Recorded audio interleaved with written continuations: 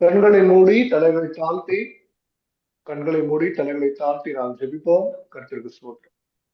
வானாதி வானங்களையும் பூமியையும் சமுத்திரங்களையும் உண்டாக்கின எங்கள் அன்பின் பரலோக தகப்பனே, அப்பா பிதாவே என்று கூப்பிடுகிற புத்திர சுவிகாரத்தின் ஆவியை உடையவர்களாய், உம்முடைய பிள்ளைகளாய், உம்முடைய ஊழியக்காரர்களாய், உம்முடைய சுவிசேஷர்களாய் நாங்கள் ஒன்றிணைந்திருக்கிறோம். உம்முடைய புண்ணியத்தையும் உம்முடைய கிருபையையும் உம்முடைய காரியங்களையும் ஆண்டவரே, சிருஷ்டிப்பின் ரகசியங்களையும் நாங்கள் ஒருவருக்கொருவர் பேச கர்த்தர் இந்த நேரத்தில் நீங்க எங்களுக்கு உண்டாக்கி கொடுத்திருக்கிறீங்க சுவாமி. இந்த நேரத்துல ஆண்டவர் நீங்க எழுந்தருள வேண்டும் என அட்சேபிக்கிறேன். அடியனை மறைத்து நீங்க பேசுங்க. இந்த காரியம் ஆண்டவரே உம்மால் உண்டானது என்று இங்க இருக்கிறவர்கள் எல்லோரும் அறிந்து கொள்ளவும், ஆண்டவரே இந்த செய்தி உலகத்தின் கடையாந்திரம் வரைக்கும் சென்று சேரும். கர்த்தர் உதவி செய்யுங்க. இந்த கூடுகையை பொறுப்படுத்தி நடத்தி கொண்டிருக்கிற அன்பு ரெவரண்ட் காளிப்பனையாவையும் அவருடைய குடும்பத்தாரையும் மற்றும் இணைந்திருக்கிற ஒவ்வொரு போதகர்களையும் கர்த்தர் நீங்க ஒரு குறைவில்லாமல் நிறைவாய் நடத்த வேண்டும் செபிக்கிற பெரிய காரியங்களை செய்யுங்க. இயேசு நாமத்தில் நல்ல பிதாவே, ஆமென். கர்த்தருக்கு ஸ்தோத்திரம். ஆமென். இன்றும் இணைந்திருக்கிற தெய்வ ஊழியர்கள் ஒவ்வொருவருக்கும் கர்த்தராகிய இயேசு கிறிஸ்துவின் ஈடு இணையற்ற அன்பின் பெயரான வாழ்த்துக்கள். இன்றைக்கும் நாம் தொடர்ந்து இந்த முதலாவது அதிகாரத்தை படிக்க இருக்கிறோம். கடந்த வகுப்பினுடைய தொடர்ச்சியாக இந்த வகுப்பு நிச்சயமா இருக்கும். கடந்த வகுப்புல ஒரு வசனத்தை நாம் பல கோணங்களில் படித்திருந்தோம். இன்றைக்கு அதிகாரத்துல இருக்கிற பல வசனங்களை நாம் படிக்க இருக்கிறோம். தயவாய் என்னை கேட்டுக்கொண்டிருக்கிற தேவ ஊழியர்கள், தேவதாசர்கள், இந்த வகுப்பு முடிந்த பிறகு தயவாய் உங்களுடைய மேலான கருத்துக்களை தயவாய் நீங்க கொடுங்க. அடுத்தடுத்த வகுப்புகள்ல உங்களுடைய மனதின் விருப்பங்கள் என்ன என்பதை எனக்கும் ரெவரண்ட் காளியப்பன் ஐயாவுக்கும் நீங்க தெரியப்படுத்துங்க. ஏன் சொல்றேன்னா, உங்களுக்கு ஒரு சில விருப்பங்கள் இருக்கும், குற்றம் குறைகள் இருக்கும். அதை நாம் அடுத்தடுத்த வகுப்புகள்ல நாம் நிவர்த்தி செய்து கொள்ள அது எதுவா இருக்கும். கர்த்தருக்கு ஸ்தோத்திரம். இன்றைக்கும் என்னை கேட்டுக்கொண்டிருக்கிற தேவ சனமே, தேவதாசர்களே, இந்த முதலாவது அதிகாரம் முதலாவது வசனம் ஒரு மிகப்பெரிய ஒரு உலகத்தை கலக்கின ஒரு போதகர் சொல்லியிருக்கிறார். அவர் என்ன சொல்றாருன்னா, இந்த ஆதியாகமும் முதலாவது அதிகாரத்தின் முதலாவது வசனத்துல ரட்சிப்பு இருக்கிறது, தேவனை குறித்த வெளிப்பாடுகள், ஞானம் அடங்கி இருக்கிறது என்று சொல்லுகிறார். ஏன் அப்படின்னா, இந்த முதலாவது அதிகாரத்தை நாம் எந்த அளவுக்கு உள்வாங்கி புரிந்து பல கோணங்களில் நாம் படிக்கிறோமோ அந்த அளவுக்கு முழு வேதாகமத்தையும் நாம் புரிந்து கொள்ள முடியும். முழு வேதாகமத்தையும் நாம் புரிந்து கொள்ள முடியும். இன்னைக்கு இந்த முதலாவது அதிகாரத்துல தேவன் எல்லா ரகசியங்களும் வைத்திருக்கிறாரு என்று நான் கடந்த வகுப்புல உங்களுக்கு சொல்லியிருந்தேன். அதன்படி இன்றைக்கு தொடர்ந்து நாம் இரண்டாவது வசனத்தை நாம் படித்து அந்த வசனத்துல இருக்கிற காரியங்களை நாம் படிக்க போகிறோம். முக்கியமாக முதலாவது வசனம் மற்றும் இரண்டாவது வசனத்திற்கு இடைப்பட்ட காலங்களில் நடந்த காரியங்கள், சம்பவங்களையும் நாம் சற்று நேரம் தியானித்து விட்டு தொடர்ந்து 3, 4, 5, 6 வசனங்களை நாம் படிக்கலாம். தயவாய் ஒருவர் எடுத்து இந்த வசனத்தை வாசிக்கும்படி நான் அன்போடு கேட்டுக்கொள்கிறேன். இரண்டாவது வசனத்தை தயவாய் ஒருவர் வாசிக்கும்படி நான் கேட்டுக்கொள்கிறேன். பூமியானது ஒழுங்கின்மையும் வெறுமையுமாய் இருந்தது, ஆழத்தின் மேல் இருள் இருந்தது, தேவ ஆவியானவர் ஜலத்தின் மேல் அசைவாடி கொண்டிருந்தார். Okay pastor, thank you pastor. Praise lord. கர்த்தருக்கு ஸ்தோத்திரம். ஆதிய தேவன் வானத்தின் பூமி சிருஷ்டித்தாருங்க, சரிங்களா? நீங்க அப்படியே லிட்டரலா எடுத்துக்கோங்க வசனத்தை. ஆதியில தேவன் வானத்தையும் பூமியும் சிருஷ்டித்துட்டாரு. அந்த வானத்திற்கு உள்ள கீழே பூமியில இருந்தது எல்லாம் என்னென்ன இருந்தது என்று நான் சயின்டிபிக்கா உங்களுக்கு நான் போன வகுப்புல சொன்னேன். அந்த வானத்திற்கும் இந்த பூமிக்கும் இடைப்பட்ட தூரம் என்பது ஒருவராலும் கணக்கிட முடியாது. எல்லையற்ற இந்த பேரண்டம், அதுதான் தேவன் சிருஷ்டித்தார். சரி, சிருஷ்டித்துட்டாரு. தேவன் சிருஷ்டித்த காரியங்கள் எக்கச்சக்கமா இருக்கு. பில்லியன்ஸ் ஆஃப் ஸ்டார்ஸ் இருக்கு, பிளானட்ஸ் இருக்கு. எல்லாத்தையும் இங்க விட்டுட்டாங்க. பூமியை மட்டும் போக்கஸ் பண்றாங்க. இந்த 2வது வசனத்தை கவனித்து பாருங்க. பூமியை பற்றி தான் இந்த வசனம் சொல்லுகிறது. அதற்கு முன்பாக தேவன் வந்து சூரியன் நட்சத்திரங்களை படைக்கல. இருந்தாலும் நிறைய காரியங்கள் இருந்தது. அது என்ன இருந்தது, என்ன படைக்கப்பட்டது என்பது யாருக்கும் தெரியாது. இந்த இந்த காரியத்தை பொறுத்த வரைக்கும் ப்ரீ ஆதாமிக் ஏஜ் என்று சொல்லி சொல்லுகிறார்கள். அதாவது முதலாவது வசனத்துக்கும் இரண்டாவது வசனத்திற்கும் இந்த ஹிஸ்டாரிக்கல் கேப் இருக்கிறதா சொல்றாங்க. அந்த கேப் என்னன்னா, அந்த முதலாவது வசனத்துக்கும் இரண்டாவது வசனத்துக்கும் இடையில ஒரு மிகப்பெரிய ஒரு சம்பவம் நடந்திருக்கிறது. அநேக வேத வல்லுநர்கள் சொல்லுகிற காரியம் என்னன்னா, தேவனுக்கும் சாத்தானுக்கும் இடையில ஏற்பட்ட ஒரு மோதல். இந்த சம்பவம் தான் பொதுவாக எல்லோரும் சொல்லுகிற சம்பவமாய் இருக்கிறது. நாமும் அதை தான் பார்க்க போகிறோம். இந்த ப்ரீ ஆதாமிக் ஏஜ் என்று சொல்லி ஒரு புஸ்தகம் இருக்கிறது. அந்த புஸ்தகத்துல இந்த ஆதியில தேவன் வானத்தையும் பூமியும் சிருஷ்டிக்கும் போதே ஒரு சில ஜீவராசிகளையும் பரலோகத்தின் காரியங்களையும் சிருஷ்டித்து வைத்திருந்தார் என்பதாக ஒரு புரிதல் இருக்கிறது. இந்த பரலோகத்தின் காரியங்களை இவைகளை எல்லாம் பாதுகாக்க படைக்கப்பட்டவன் தான் சாத்தான், தள்ளப்பட்ட அந்த சத்ரு, அந்த கேரு என்று எசேக்கியேல்ல நம்ம வாசிக்கிறோம். அதைதான் இப்ப நம்ம வாசிக்க போறோம். அதற்கு முன்பாக ஏசாயால ஒரு வசனத்தை நம்ம வாசிப்போம். எடுத்து வாசிக்கலாம். ஏசாயா 41 20வது வசனத்தை நாம் வாசிப்போம்.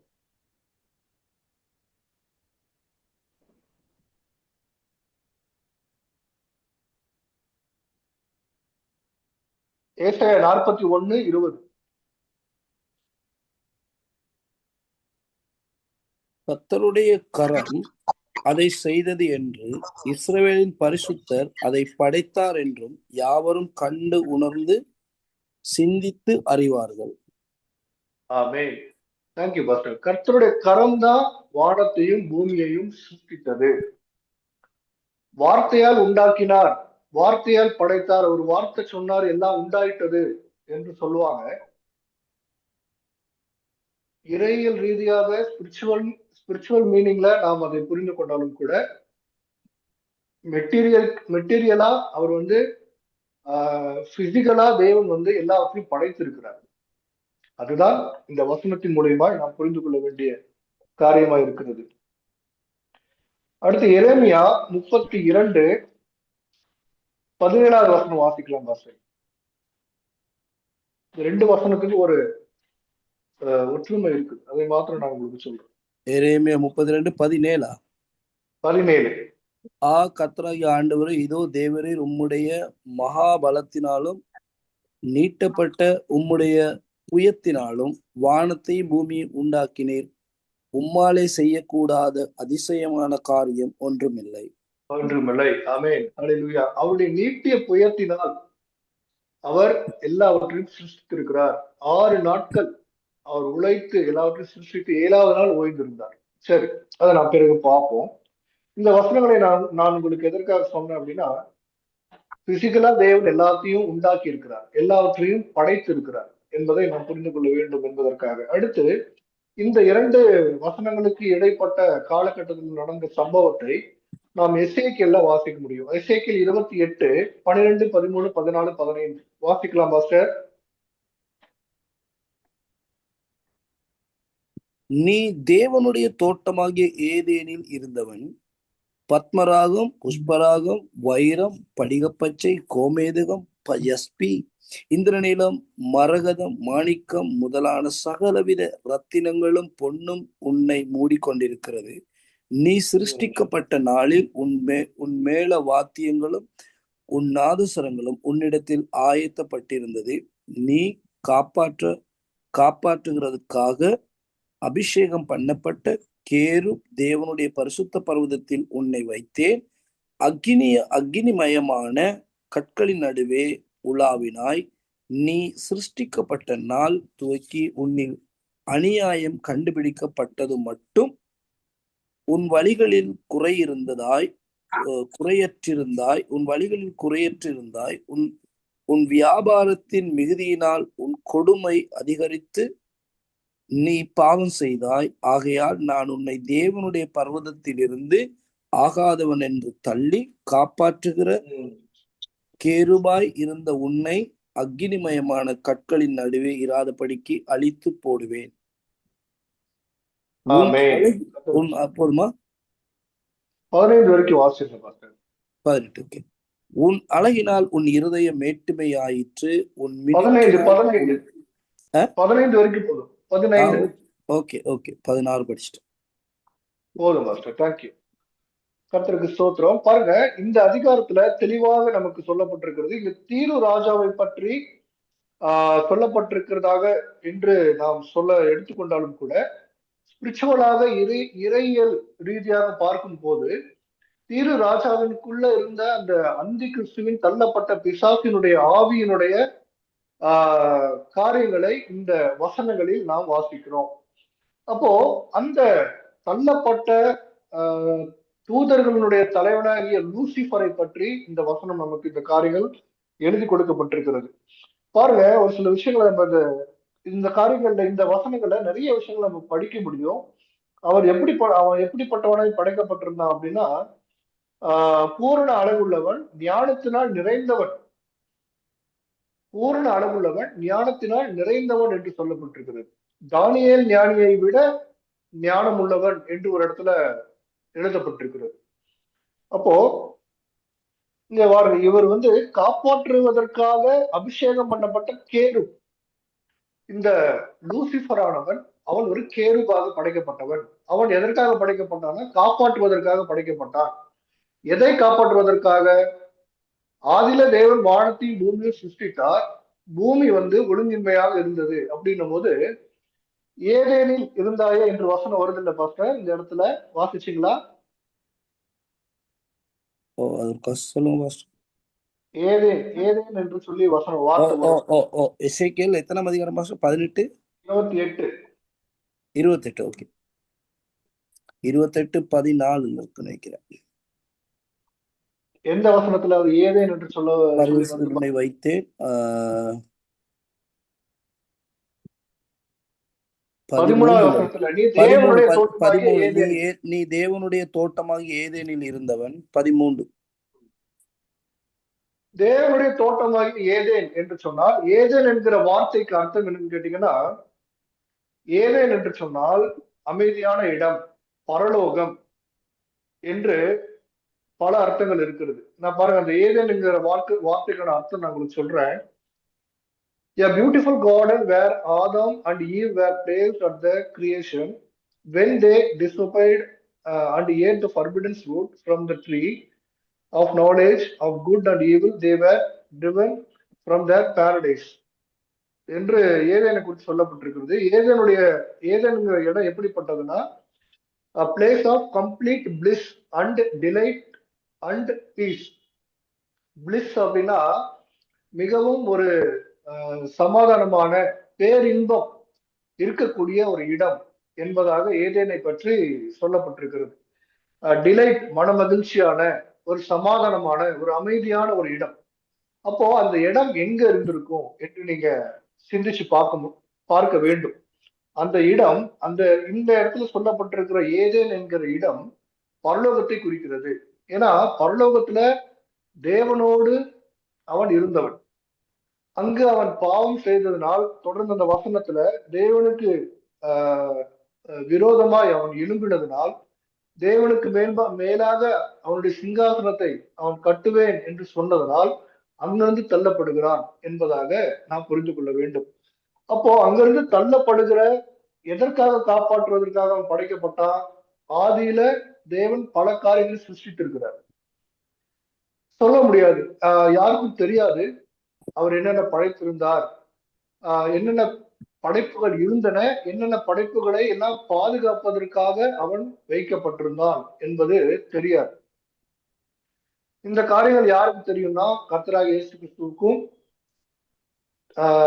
கேருபீன்களுக்கும் தேவதூதர்களுக்கும் மட்டும்தான் தெரியும். மனிதர்களாகிய நமக்கு அது வெளிப்படுத்தப்படவில்லை. அது மறைப்பொருளாக இந்த வேதாகமத்துல இருக்கிறது. ஆக இந்த காரியத்துல இப்படிப்பட்ட ஒரு படைப்புல இருந்தவன் பாவம் செய்ததனால் தள்ளப்படுகிறான். அந்த தேவனுடைய பர்வதமாகிய ஏதேனிலிருந்து தள்ளப்படுகிறவன் பூமியில விழுகிறான். அப்ப அதன் பிறகுதான் தேவனுடைய சிருஷ்டிப்பான அந்த பூமி என்பது ஒழுங்கின்மையாக இருக்கிறது, ஒழுங்கின்மையாக மாறுகிறது என்று இந்த வசனத்துல நமக்கு எழுதி கொடுக்கப்பட்டிருக்கிறது. பூமியானது ஒழுங்கின்மையானதாய் வெறுமையாய் மாறினது. அப்போ ஒழுங்கின்மையாய் மாறுது, வெறுமையாய் மாறுது அப்படின்னா முதல்ல ஒழுங்கா இருந்திருக்குன்னு அர்த்தம். அப்போ வெறுமையா இல்லைன்னு அர்த்தம். தேவன் ஒரு சில காரியங்களை படைத்து வைத்திருந்தார் என்று அர்த்தம். அவன் விழுந்த பிறகு எல்லாவற்றையும் அழித்து போட்டு இருள் அடைந்த ஒரு பிரதேசமாக, வறண்ட நிலமாக மாற்றி கெடுத்து போட்டு விட்டுட்டான் என்பதாக நாம் புரிந்து கொள்ள வேண்டும் என்பதாக இந்த வசனத்துல நாம் படிக்கிறோம். இது ப்ரீ ஆதாமிக் கேஜ்னு சொல்லி ஒரு புஸ்தகம் இருக்கு. அந்த புஸ்தகத்துல நீங்க படிச்சீங்கன்னா இன்னும் நிறைய இந்த இரண்டு வசனங்களுக்கு இடைப்பட்ட காலகட்டத்தில் நடந்த சம்பவங்கள், நிறைய காரியங்கள் அதுல இருக்கிறது. சரி, அடுத்து இரண்டாவது வசனத்தை வாசிக்கலாம் பாஸ்டர். ஆதிகாமம் 2வது வசனம்.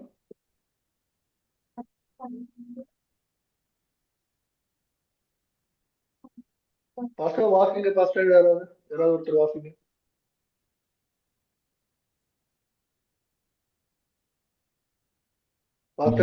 பூமியானது ஒழுங்கின்மையும் வெறுமையுமாயிருந்தது, ஆழத்தின் மேல் இருள் இருந்தது, தேவ ஆவியானவர் ஜலத்தின் மேல் அசைவாடி கொண்டிருந்தார். ஓகே, இந்த ஒழுங்கின்மையான பூமிய நான் இப்ப உங்களுக்கு ஒரு பிக்சர் ஒண்ணு காமிக்கிறேன், அது பாருங்க எப்படி இருந்தது என்று சொல்லி.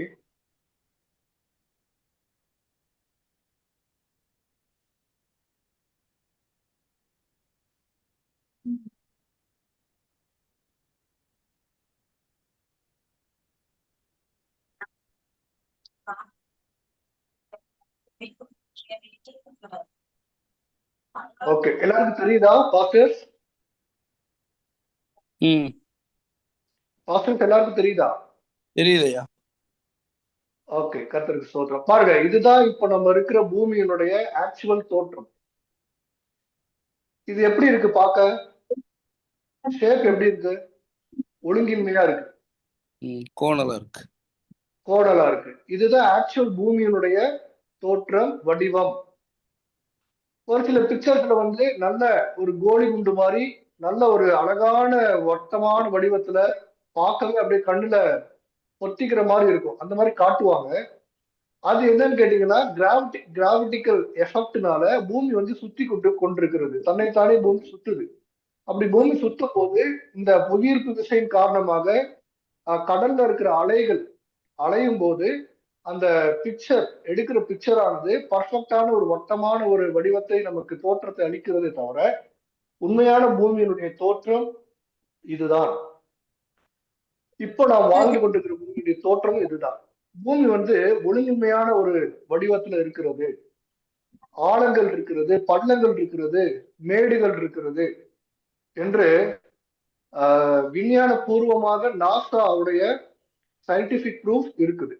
ஆக அந்த பூமி, இப்ப இருக்கிற பூமி இந்த வசனத்தோட ஒத்து போகிறது, நன்றாக நமக்கு புரிகிறது. அந்த ஒழுங்கின்மை, இந்த பிசாசு விழுந்ததுனால இந்த ஒழுங்கின்மை உண்டாகின்றது என்பதாக நாம் புரிந்து கொள்ள வேண்டும். அப்போ அந்த ஒழுங்கின்மையான பூமிய தேவன் என்ன பண்றாரு? மீண்டும் புதுப்பிக்கிறார். ஏற்கனவே ஆதியில வானத்தை பூமியை சிருஷ்டித்து பூமியில சகல விதமான நற்கிரியைகளையும் சிருஷ்டித்த தேவன் பிசாசு கீழ்ப்படியாமல் போனதுனால விழுந்து போய் குலைத்து போட்டு இருள் அடைந்து பாழாக்கின அந்த பூமியை மீண்டும் ரீஜெனரேட் பண்ணுகிறார். இந்த ஏதேன் என்கிற வார்த்தைக்கு இன்னொரு அர்த்தம் என்னன்னு கேட்டீங்கன்னா, சமமான ஒரு பூமி, செழிப்பான ஒரு இடம் என்பதாக ஒரு அர்த்தம் இருக்கிறது. அந்த செழிப்பான இடம் அது எந்த இடம்? பரலோகம் தான். அந்த பரலோகத்தினுடைய அந்த ஒரு மாதிரி தான் இங்க பூமியில தேவன் எல்லாத்தையும் படைத்து வைத்திருந்தார். ஏன் படைத்தார், எதற்காக படைத்தார் என்று சொன்னா நிறைய காரியங்கள் சொல்ல முடியும். ஆனா பொதுவா ஒரு விஷயத்தை நம்ம புரிந்து கொள்ள வேண்டும் என்று சொல்லும் போது, தேவனுடைய ஒரு ஒரு ஒரு குண அதிசயம், அவருடைய குணம் என்னன்னா படைப்பது. Is a creator. அதனாலதான் அவருக்கு கிரியேட்டர் என்று ஒரு பெயர். அவர் கிரியேட் பண்ணி கொண்டு போயிட்டே இருப்பார். இன்னைக்கு வரைக்கும் எவ்வளவு கிரியேட் பண்ணியிருக்கிறாருன்னு யாருக்கும் தெரியாது. அப்போ இந்த வசனம் வந்து அடுத்த பாருங்க, ஆழத்தின் மேல் இருள் இருந்தது, தேவ ஆவியானவர் ஜலத்தின் மேல் அசைவாடி கொண்டிருந்தார்.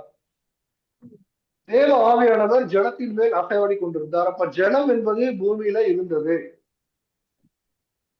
தொடர்ந்து வாசிக்கும் போது தேவன் வந்து ஆகாயத்திற்கு கீழே இருக்கிற ஜலத்தையும் ஆகாயத்துக்கு மேல இருக்கிற ஜலத்தையும் பிரித்தார்னு சொல்லப்பட்டிருக்கும். அதற்கான விளக்கம் நான் உங்களுக்கு பிறகு தரேன். பூமி பந்தானது தண்ணிக்குள்ள இருந்தது, நீருக்குள் மூழ்கி இருந்தது என்று சொல்லி கூட ஒரு சில வேத வல்லுநர்கள் சொல்லுகிறார்கள். சரி, பிறகு நம்ம அந்த வசனத்தை படிக்கும் போது நாம் அதற்கான விளக்கத்தை பார்க்கலாம். இப்ப பாருங்க, தேவ ஆவியானவர் ஜலத்தின் மேல் அசைவாடி கொண்டிருந்தார் என்பதாக எழுதப்பட்டிருக்கிறது. தேவ ஆவியானவர் ஜலத்தின் மேல் அசைவாடி கொண்டிருந்தார் என்று சொன்னால் இங்கிலீஷ்ல ஓவரிங், அதாவது மிதந்து இருத்தல், ஜலத்தின் மேல மிதந்து இருத்தல் என்பதான அந்த அர்த்தம் வருகிறது. என்னை கேட்டுக்கொண்டிருக்கிற தேவச்சனமே, இந்த வசனத்துக்கான தெளிவான விளக்கம் இதுவரைக்கும் யாராலும் சொல்ல முடியவில்லை. ஏன் அப்படின்னு கேட்டீங்கன்னா, இதுல வந்து ஒரு தெளிவான ஒரு விளக்கம் இல்லை. எதற்காக தேவ ஆவியானவர் ஜலத்தின் மேல் அசைவாடி கொண்டிருந்தார், என்ன காரணம் என்பதை ஒருவராலும் கண்டுபிடிக்க முடியவில்லை. வேதமும் அதற்கான விடையை அறிவிக்கவில்லை. ஒரு சில காரியங்கள் என்ன சொல்லப்படுகிறது என்று சொன்னா, இது தவறான இன்டர்பிரேஷன், தவறான அர்த்தம் கொடுக்கக்கூடிய, ஒருவேளை டிரான்ஸ்லேஷன் பிழையா இருக்கலாம், எழுத்து பிழையா இருக்கலாம் என்பதாக சொல்லுகிறார்கள். சரி, நாம் அதை விட்டு விடுவோம். தேவாவியானவர் ஜலத்தின் மேல் அசைவாடி கொண்டிருந்தார், அவ்வளவுதான்.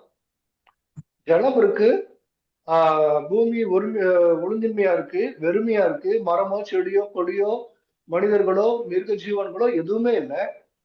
இன்னைக்கு நம்ம பார்க்கிறோமே, நமக்கு பக்கத்துல இருக்கிற கோள்கள், நிலாவாக இருக்கட்டும், ஒரு வியாழன் கோள்களா இருக்கட்டும், எந்த கோள்கள் நீங்க எடுத்து பார்த்தாலும் அந்த கோள்கள் எல்லாம் எப்படி இருக்குது, வெறுமையா இருக்கு. அப்படிதான் பூமி இருந்தது, அப்படிப்பட்ட நிலையில பூமி இருந்தது என்பதாக நாம் புரிந்து கொள்ள வேண்டும். அப்போ இதெல்லாம் தேவன் பார்க்கிறார். ஒருவேளை இந்த தேவ ஆவியானவர் ஜலத்தின் மேல் அசைவாடி கொண்டிருந்தார் என்பதற்கான அர்த்தம், உண்மையான அர்த்தத்தை நாம் புரிந்து கொள்ள வேண்டும் என்று சொன்னா, நாம் யாரைதான் கேட்கணும்னா ஆண்டவர் தான் கேட்கணும், ஏசாமியை தான் கேட்கணும். ஏன்னா அவருக்கு தான் தெரியும், வேற யாருக்கும் தெரியாது. நான் என்ன நினைக்கிறேன் அப்படின்னா, அவர் யோசித்துக் கொண்டிருந்திருப்பார், தேவ ஆவியானவர் சிந்தித்துக் கொண்டிருந்திருப்பார். இவ்வளவு நம்ம படைத்தோமே, படைத்த நம்முடைய படைப்பு எல்லாம் இப்படி சீர்குலைந்து போயிருக்கிறது, அடுத்து என்ன செய்யலாம் என்பதாக அவர் சிந்தித்துக் கொண்டிருந்திருப்பாரோ என்பதாக நான் நினைக்கிறேன். சரி, அடுத்த வசனத்தை வாசிக்கலாம். அடுத்த வசனத்தை ஒருவர் வாசிங்க பாஸ்டர்.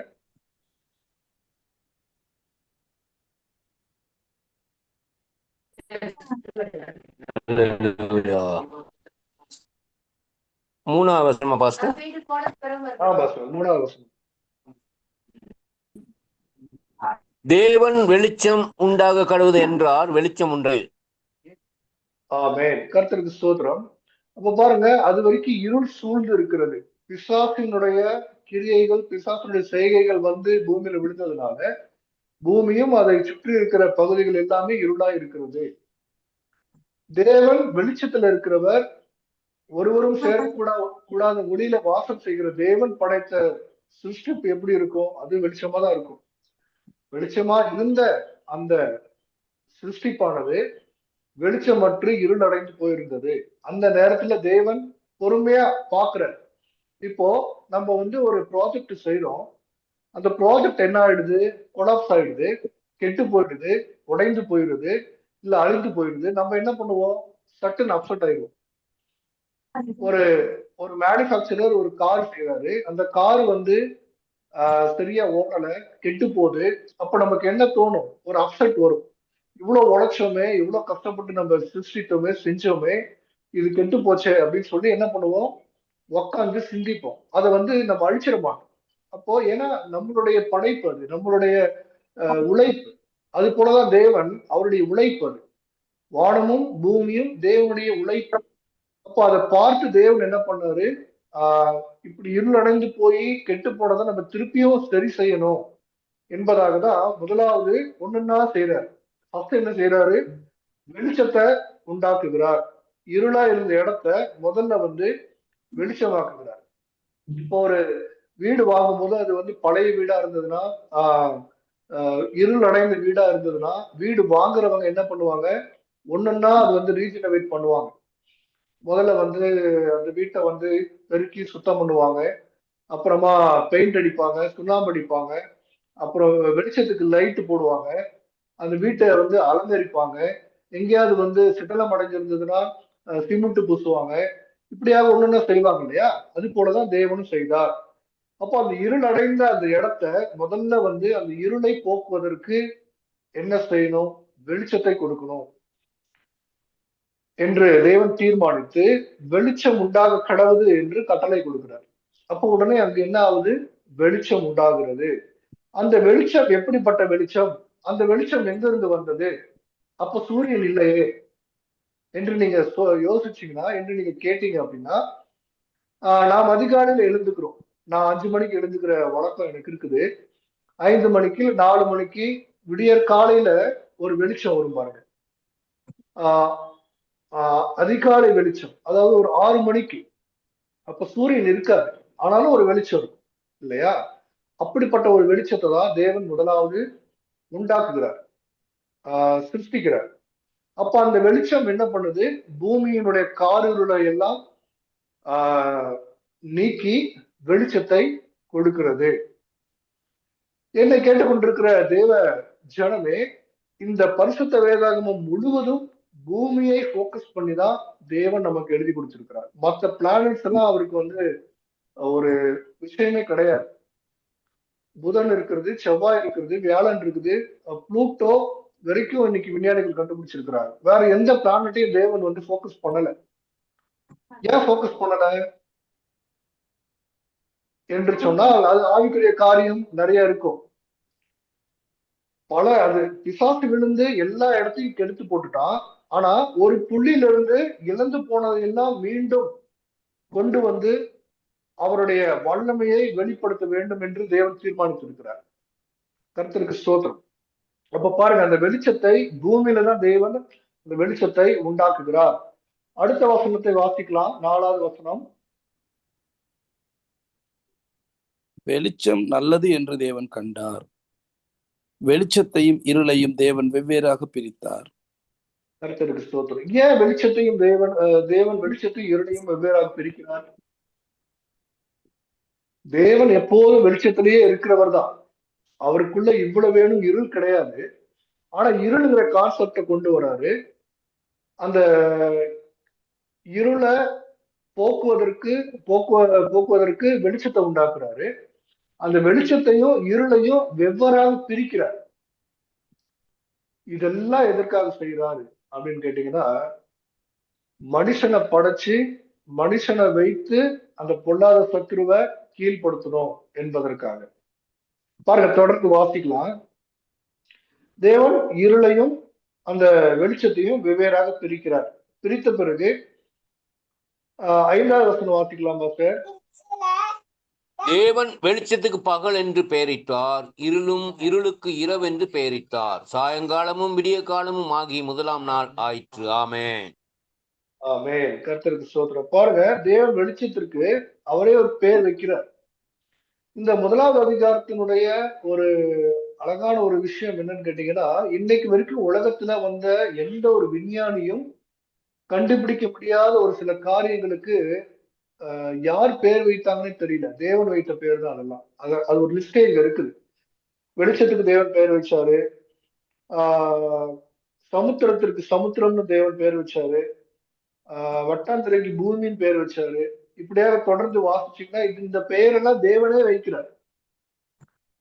தேவனே இந்த காரியங்களுக்கு எல்லாம் பெயர் வைக்கிறார். இன்னைக்கு வரைக்கும் விஞ்ஞானிகள் அலசி ஆராய்ந்து கொண்டிருக்கிறாங்க, மூளையை கசக்கி கொண்டிருக்கிறாங்க. விஞ்ஞான ரீதியாக பார்க்கும்போது பூமியினுடைய வயது கிட்டத்தட்ட 50 பில்லியன் ஆண்டுகள்னு சொல்றாங்க. சரித்திர பூர்வமாக தேவனுடைய, அதாவது சிருஷ்டிப்பின் காரியங்கள் ஆதி தொடங்கி இன்னைக்கு வரைக்கும் பிப்ளிக்கல் லைன்ல பார்க்கும்போது பூமியுடைய வயது 6500 ஆண்டுகளுக்கு மேல் என்று சொல்லப்படுகிறது. கிட்டத்தட்ட 7000 ஆண்டை நெருங்கி கொண்டு போய்கொண்டிருக்கிறது பூமி.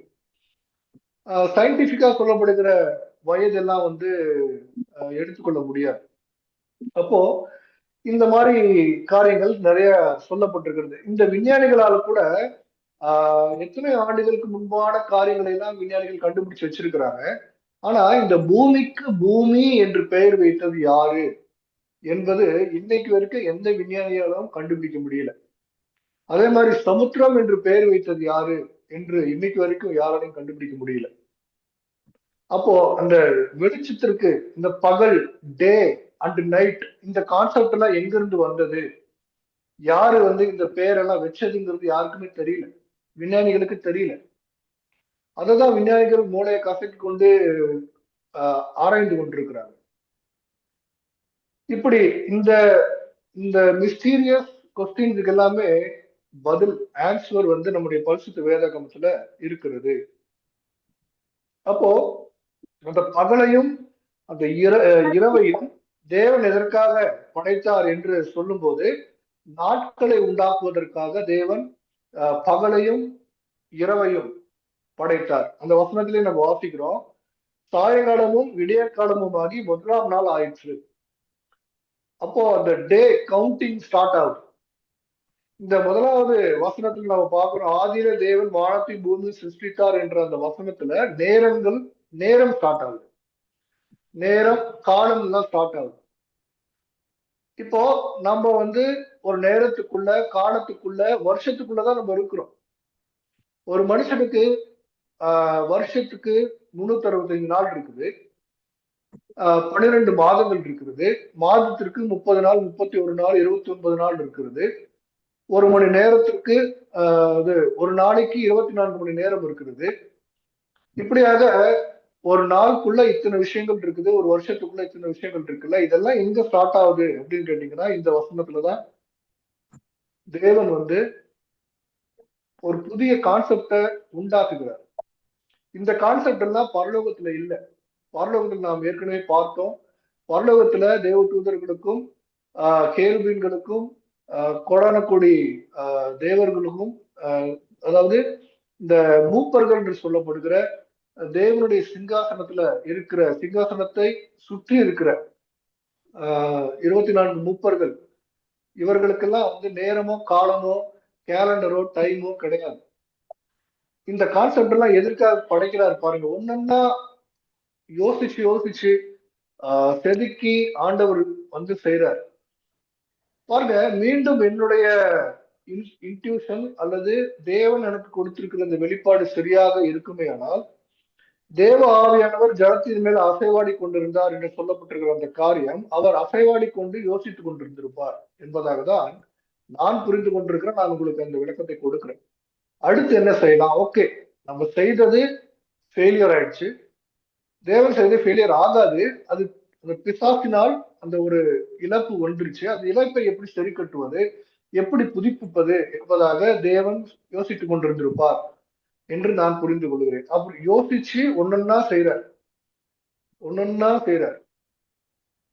பாருங்க, அடுத்து என்ன பண்றாரு? 1வது நாள் ஆயிடுச்சு. அப்ப அந்த டேங்கிற கவுண்ட் ஸ்டார்ட் ஆயிடுச்சு. அடுத்து 6வது வசனத்தை வாசிக்கும் பாஸ்டர். பின்பு தேவன் ஜலத்தின் மத்தியில் ஆகாய விரிவு உண்டாக கடவுது என்றும் அது ஜலத்தினின்று ஜலத்தை பிரிக்க கடவுது என்றும் சொன்னார். ஆமென். ஆமென். ஸ்தோத்திரம் பாஸ்டர். பின்பு தேவன் ஜலத்தின் மத்தியில் ஆகாய விரிவு. ஜலத்தின் மத்தியில் அப்படின்னா என்ன அர்த்தம்? இப்போ ஒரு டேங்க் ஒண்ணு இருக்குன்னு வச்சுக்கோங்களேன். இந்த டேங்க், இந்த ஃபிஷ் டேங்க் இருக்கும் இல்லையா, அந்த ஃபிஷ் டேங்க்ல ஜலம் இருக்கு, தண்ணி இருக்கு. அந்த தண்ணிக்கு மத்தியில ஆண்டவர் பிரிவு உண்டாக்குகிறார். அப்ப அந்த பிரிவு உண்டாகுற அந்த பிரிவானது, அந்த பிரிக்கப்பட்ட அந்த ஜலமானது வானத்திற்கு மேல ஒரு கொஞ்சம் ஜலம் நிக்குது, பூமிக்கு கீழேயும் ஜலம் நிக்குது. இப்படிதான் நம்ம புரிந்து கொள்ள வேண்டும். ஜலத்தின் மத்தியில் ஆகாய விரிவு, ஜலத்தின் மத்தியில தான் ஆகாய விரிவை தேவன் உண்டு பண்ணுகிறார். நான் சொல்றது புரியுதா பாஸ்டர்?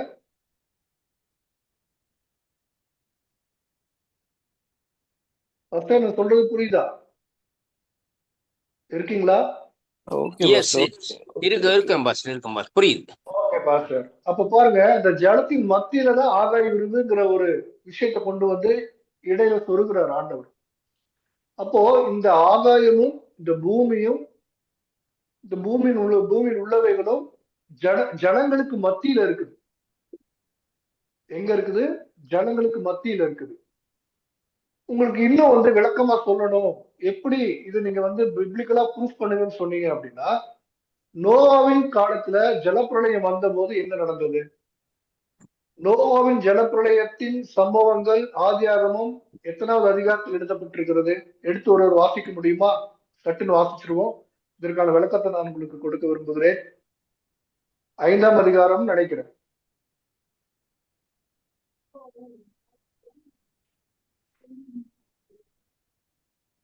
பாஸ்டர் ஒருத்தர் எடுத்து வாசிங்க பாஸ்டர்.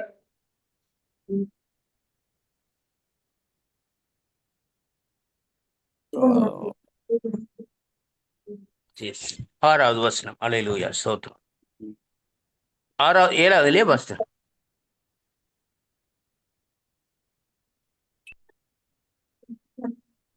ஆழத்தின் ஊற்றுகள்லாம் திறக்கப்படும். அந்த வசனம் வாசிங்க.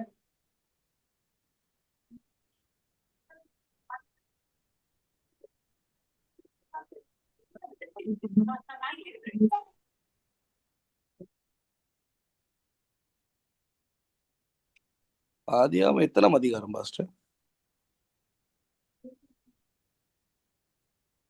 நோவாவுடைய ஜலப்பிரளயம் 7வது அதிகாரம் நினைக்கிறேன் பாஸ்டர்.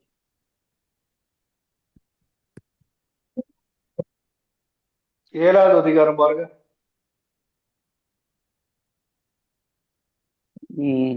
ஓ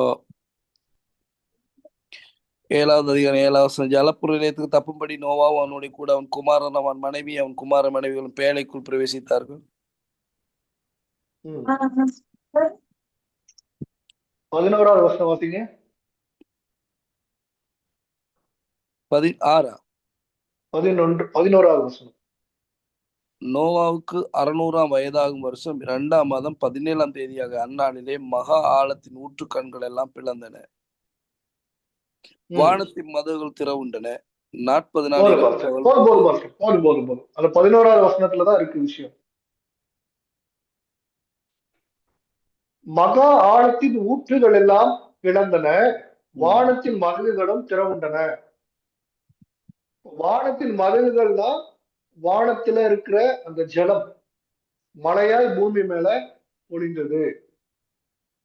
பூமிக்குள்ள இருக்கிற நீரும் பிளந்து பூமியை வந்து ஜலத்தினால் நிரப்பியது. அதே போல இன்னைக்கு விஞ்ஞானிகள் வந்து கண்டுபிடிச்சிருக்கிறாங்க, பூமிக்கு உள்ள ஒரு பகுதியில ஏதோ ஒரு இடத்துல அளவில்லாத ஜலம் ஒரு குவியலா இருக்கிறது, அதாவது கடலத்தனையான ஜலம் இருக்கிறது என்று விஞ்ஞானிகள் கண்டுபிடிச்சிருக்கிறாங்க. அவருக்கு என்ன ஆச்சு? அந்த ஜலம் தான் என்ன ஆகுதுன்னா ஊற்றுக்கண்கள் திறக்கப்பட்டு அந்த மியூட் போட்டுக்கோங்க. கரண்ட் அடிச்சு மியூட் போட்டுக்கோங்க. ஓகே மியூட் போட்டுக்கோங்க ப்ளீஸ். இல்ல அது சரியும் பாருங்க குமார்.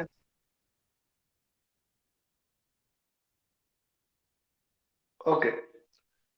அப்ப அந்த பூமியில இருக்கிற ஜலமானது நோவாவின் காலத்துல வெளியே வந்து அந்த பூமியை முழுவதும் நிரப்பிட்டுறது. அதே போல வானத்துல இருக்கிற அந்த ஜலம் அந்த மதகுகளை எல்லாம் தேவன் திறந்து பூமியில மழை பெய்ய செய்தார். பாருங்க இங்க பிரிக்கிறார் இல்லையா 6வது வசனத்துல.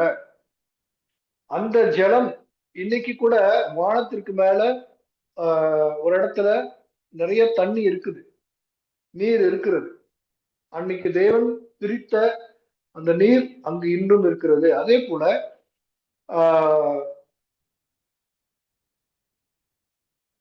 அந்த வானத்துக்கு கீழே இருக்கிற ஜலம், இப்போ பூமியிலயும் ஜலம் இருக்கு.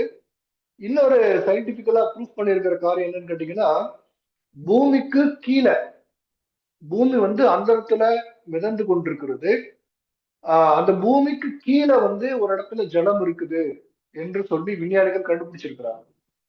அது எந்த அளவுக்கு கீழே ஆழத்துல இருக்குது என்பதெல்லாம் இன்னும் வந்து தெளிவாக கண்டுபிடிக்கப்படவில்லை. ஆகவே இந்த வசனத்தின்படி ஆஹ் ஆகாய விரிவு என்பது ஒரு ஜலத்திற்கு மத்தியில இருந்துதான் தேவன் அந்த ஜலத்தை பிரித்து ஆகாயத்தை படைத்திருக்கிறார். அந்த ஆகாயத்திற்கு கீழே பூமி இருக்கிறது என்பதாக நாம் புரிந்து கொள்ள வேண்டும். இந்த முழு பிரபஞ்சமும் நீருக்குள்ளதான் இருக்குது. ஒரு சில பெரிய வேத வல்லுநர்கள் சொல்லுறாங்க, இந்த பூமியும் இந்த பிரபஞ்சமும் தண்ணீருக்குள்ள இருந்தது என்று கூட சொல்லுறாங்க. கர்த்தருக்கு ஸ்தோத்திரம். அடுத்த வசனத்தை வாசிக்கலாமா பாஸ்டர்? 7வது வசனம்.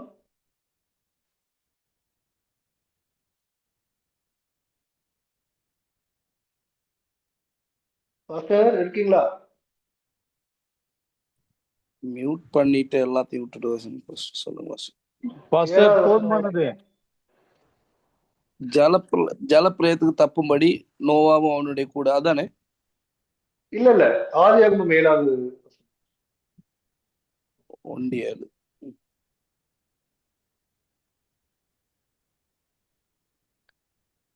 தேவன் ஆகாய விரிவை 7ஆம் அதிகாரம் இல்ல 1ஆம் அதிகாரம் 7ஆம் வசனம். சரி. தேவன் ஆகாய விரிவை உண்டு பண்ணி ஆகாய விரிவுக்கு கீழே இருக்கிற ஜலத்துக்கும் ஆகாய விரிவுக்கு மேலே இருக்கிற ஜலத்திற்கும் பிரிவுண்டாக்கினார். அது அப்படியே ஆயிற்று. அடுத்த வசனம் பாஸ்டர். தேவன் ஆகாய விரிவுக்கு வானம் என்று பெயரிட்டார். சாயங்காலமும் விடிய காலமுமாகி 2ஆம் நாள் ஆயிற்று. Okay pastor. இந்த 8வது வசனத்துல பாருங்க, ஆகாய விரிவுக்கு வானம், ஸ்கை என்று தேவன் தான் பெயர் வைக்கிறார்.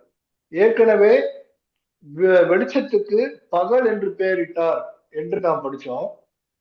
அந்த இப்ப இருக்கிற நம்ம பார்க்கிற இந்த வெளிச்சம், அதாவது டே டைம்ல வருகிற சூரியன் இல்லாத சமயத்துல வருகிற வெளிச்சத்திற்கு பகல் என்று யார் பேரு வைத்தாங்கன்னு கேட்டீங்கன்னா தேவன் தான் வைத்தார். அதே போல இந்த ஆகாய விரிவுக்கு வானம் என்று யார் பேர் வைத்தாங்கன்னு கேட்டீங்கன்னா அதுவும் தேவன் தான் வைத்தார். அடுத்து இங்க தொடர்ந்து வாசிச்சீங்கன்னா 2வது நாள் முடியுது, 2ஆம் நாள் ஆயிடுச்சு. இப்படியாக தொடர்ந்து நாம் படிக்கும் போது நிறைய விஷயங்களை படித்துக்கொண்டே இருக்க முடியும். பாஸ்டர் காளியப்பன் பாஸ்டர் போதுமா பாஸ்டர்? போதும் பாஸ்டர், போதும். ஓகே பாஸ்டர், போதும். சரி பாஸ்டர். 8வது வசனத்தோடு நான் நிறைவு செய்றேன். இன்னைக்கு எடுக்கப்பட்ட பாடங்கள்ல உங்களுடைய அபிப்பிராயத்தை சொல்லுங்க.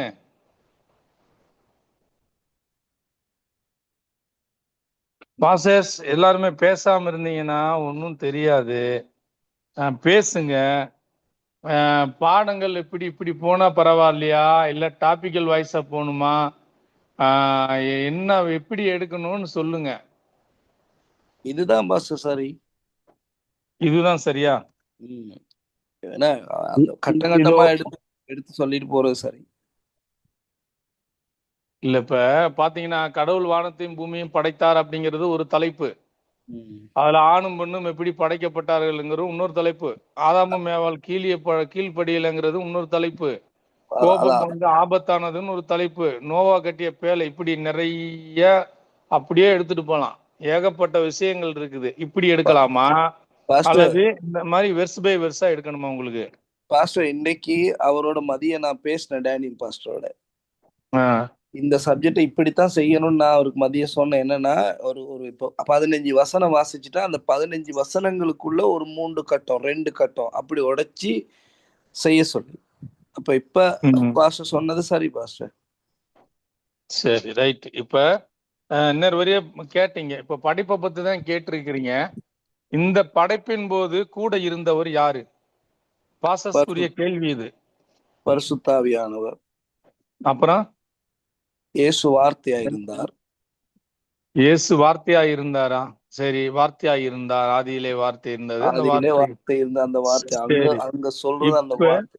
ஆமா. இப்ப நான் கேட்கிற கேள்வி என்னன்னா, இயேசு கிறிஸ்து என்பவர் படைக்கப்பட்டவரா அல்லது ஏற்கனவே இருந்தவரா?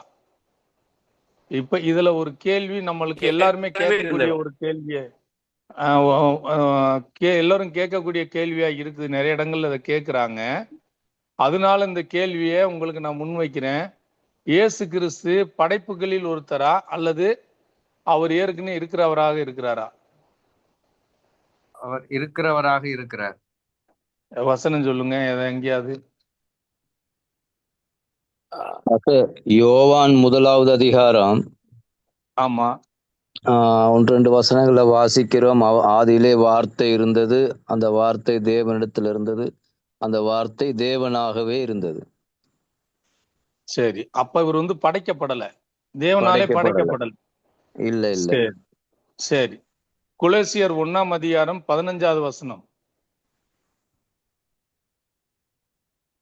1:16 1:15.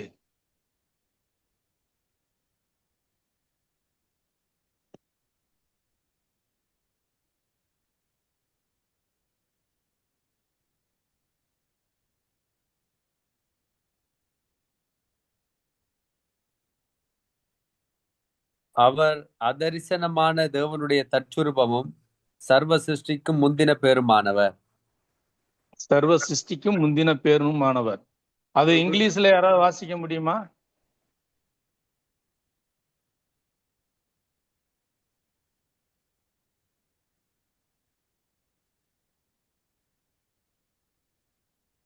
இங்கிலீஷ்ல யாராவது வாசிக்கீங்களா? இப்ப சர்வ சிருஷ்டிக்கும் முந்தின பேருமானவர் அப்படின்னா என்ன அர்த்தம்? அடுத்த வசனம் சொல்லுது, ஏனென்றால் அவருக்குள் சகலமும் சிருஷ்டிக்கப்பட்டதுன்னு சொல்லுவார்.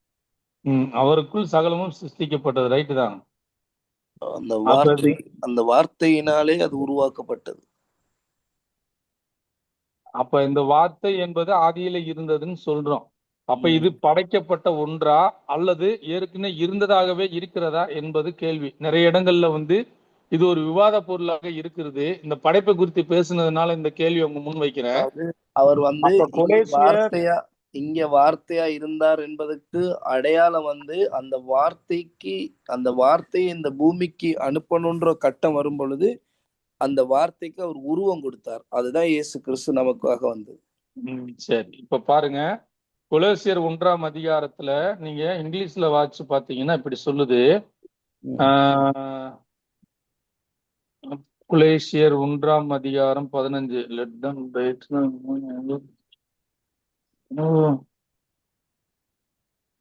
கொலோசியர் 1:15 தானே படிச்சீங்கய்யா? Who is the image of invisible God, the firstborn of every creature. போதும் the first born. அப்ப first born முதல் பிறப்புங்கிறாங்க. சரியா? முதல் பிறப்பு என்றாலே என்ன? பிறத்தலா அல்லது இருக்கிறதாகவே இருக்கிறதா?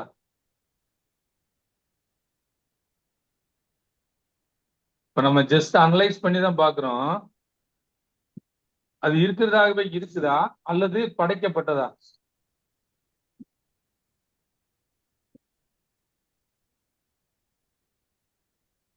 அவருக்குள் அது வார்த்தையா இருக்கு. இங்க ஃபர்ஸ்ட் பார்ன் சொல்லிடுச்சே. இப்ப அவர் படைக்கிற அந்த படைப்புகளில முதல் வார்த்தை தானே, அந்த சத்தம் தானே பாச வருது. இங்க பாருங்க, he is the image of the invisible God, the first born over all creation. எல்லா படைப்புகளுக்கும் முந்திய அவர் ஒரு ஃபர்ஸ்ட் பிறப்புன்னு சொல்லப்படுது, முதல் பிறப்பு என்று சொல்லப்படுகிறது. சரிங்களா? அது சரிதானே பாசர். இப்ப அதுல வார்த்தை படைப்பு அந்த ஒரு பூமிங்கிற ஒன்று வருவதற்கு முன்னாடி முதலாவது அந்த வார்த்தை தானே. அவர் இருக்கிறவராகவே இருக்கிறார். அவர்தான் முதல் பிறப்பட்டு சொல்லும்போது அவர்தான் முதல், அவர்தான் ஃபர்ஸ்ட். அவர் படைப்பாக இருக்கிறார். எஸ், அவர்தான் முதல். ஐயா, நான் கேக்குறது என்னன்னா, அவர் படைப்பாக அவர் இருக்கிறவராகவே இருக்கிறார். இருக்கிறாராவே இருக்கிறார். அவர் இருக்கிறவராகவே இருக்கிறார். அவரை யாரும் படைக்கல பாஸ்டர். நீதிமொழிகள் 8ஆம் அதிகாரம். உலகமெல்லாம் அவராலே உண்டாயிற்று, குமாரன் மூலமாக உலகங்கள் எல்லாம் உலகமெல்லாம் அவராலே உண்டாயிற்று. எல்லாம் எபிரேயர்ல வடிவா அவராலே தான் சொல்லப்படுகிறது உண்டாச்சு. முதல் 2 நானும் வசனங்கள். அதுதான் சொல்லுவேன். எல்லாம் அவராலே அதான் உண்டாயிற்று. எல்லாம் உண்மைதான் உண்மைதான். இப்ப நிறைய இடங்கள்ல விவாதங்கள் இப்படிதான் போயிட்டு இருக்கு. நீதிமொழிகள் 8ஆம் அதிகாரத்தை எடுங்க. 21ஆம் வசனத்துல இருந்து வாசிங்க.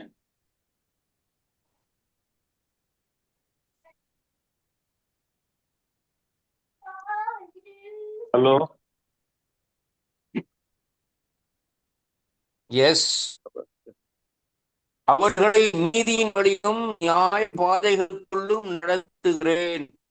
கர்த்தர் தமது கிரியைக்கு முன்பு பூர்வ முதல் என்னை தமது வழியின் ஆதியாக கொண்டார்.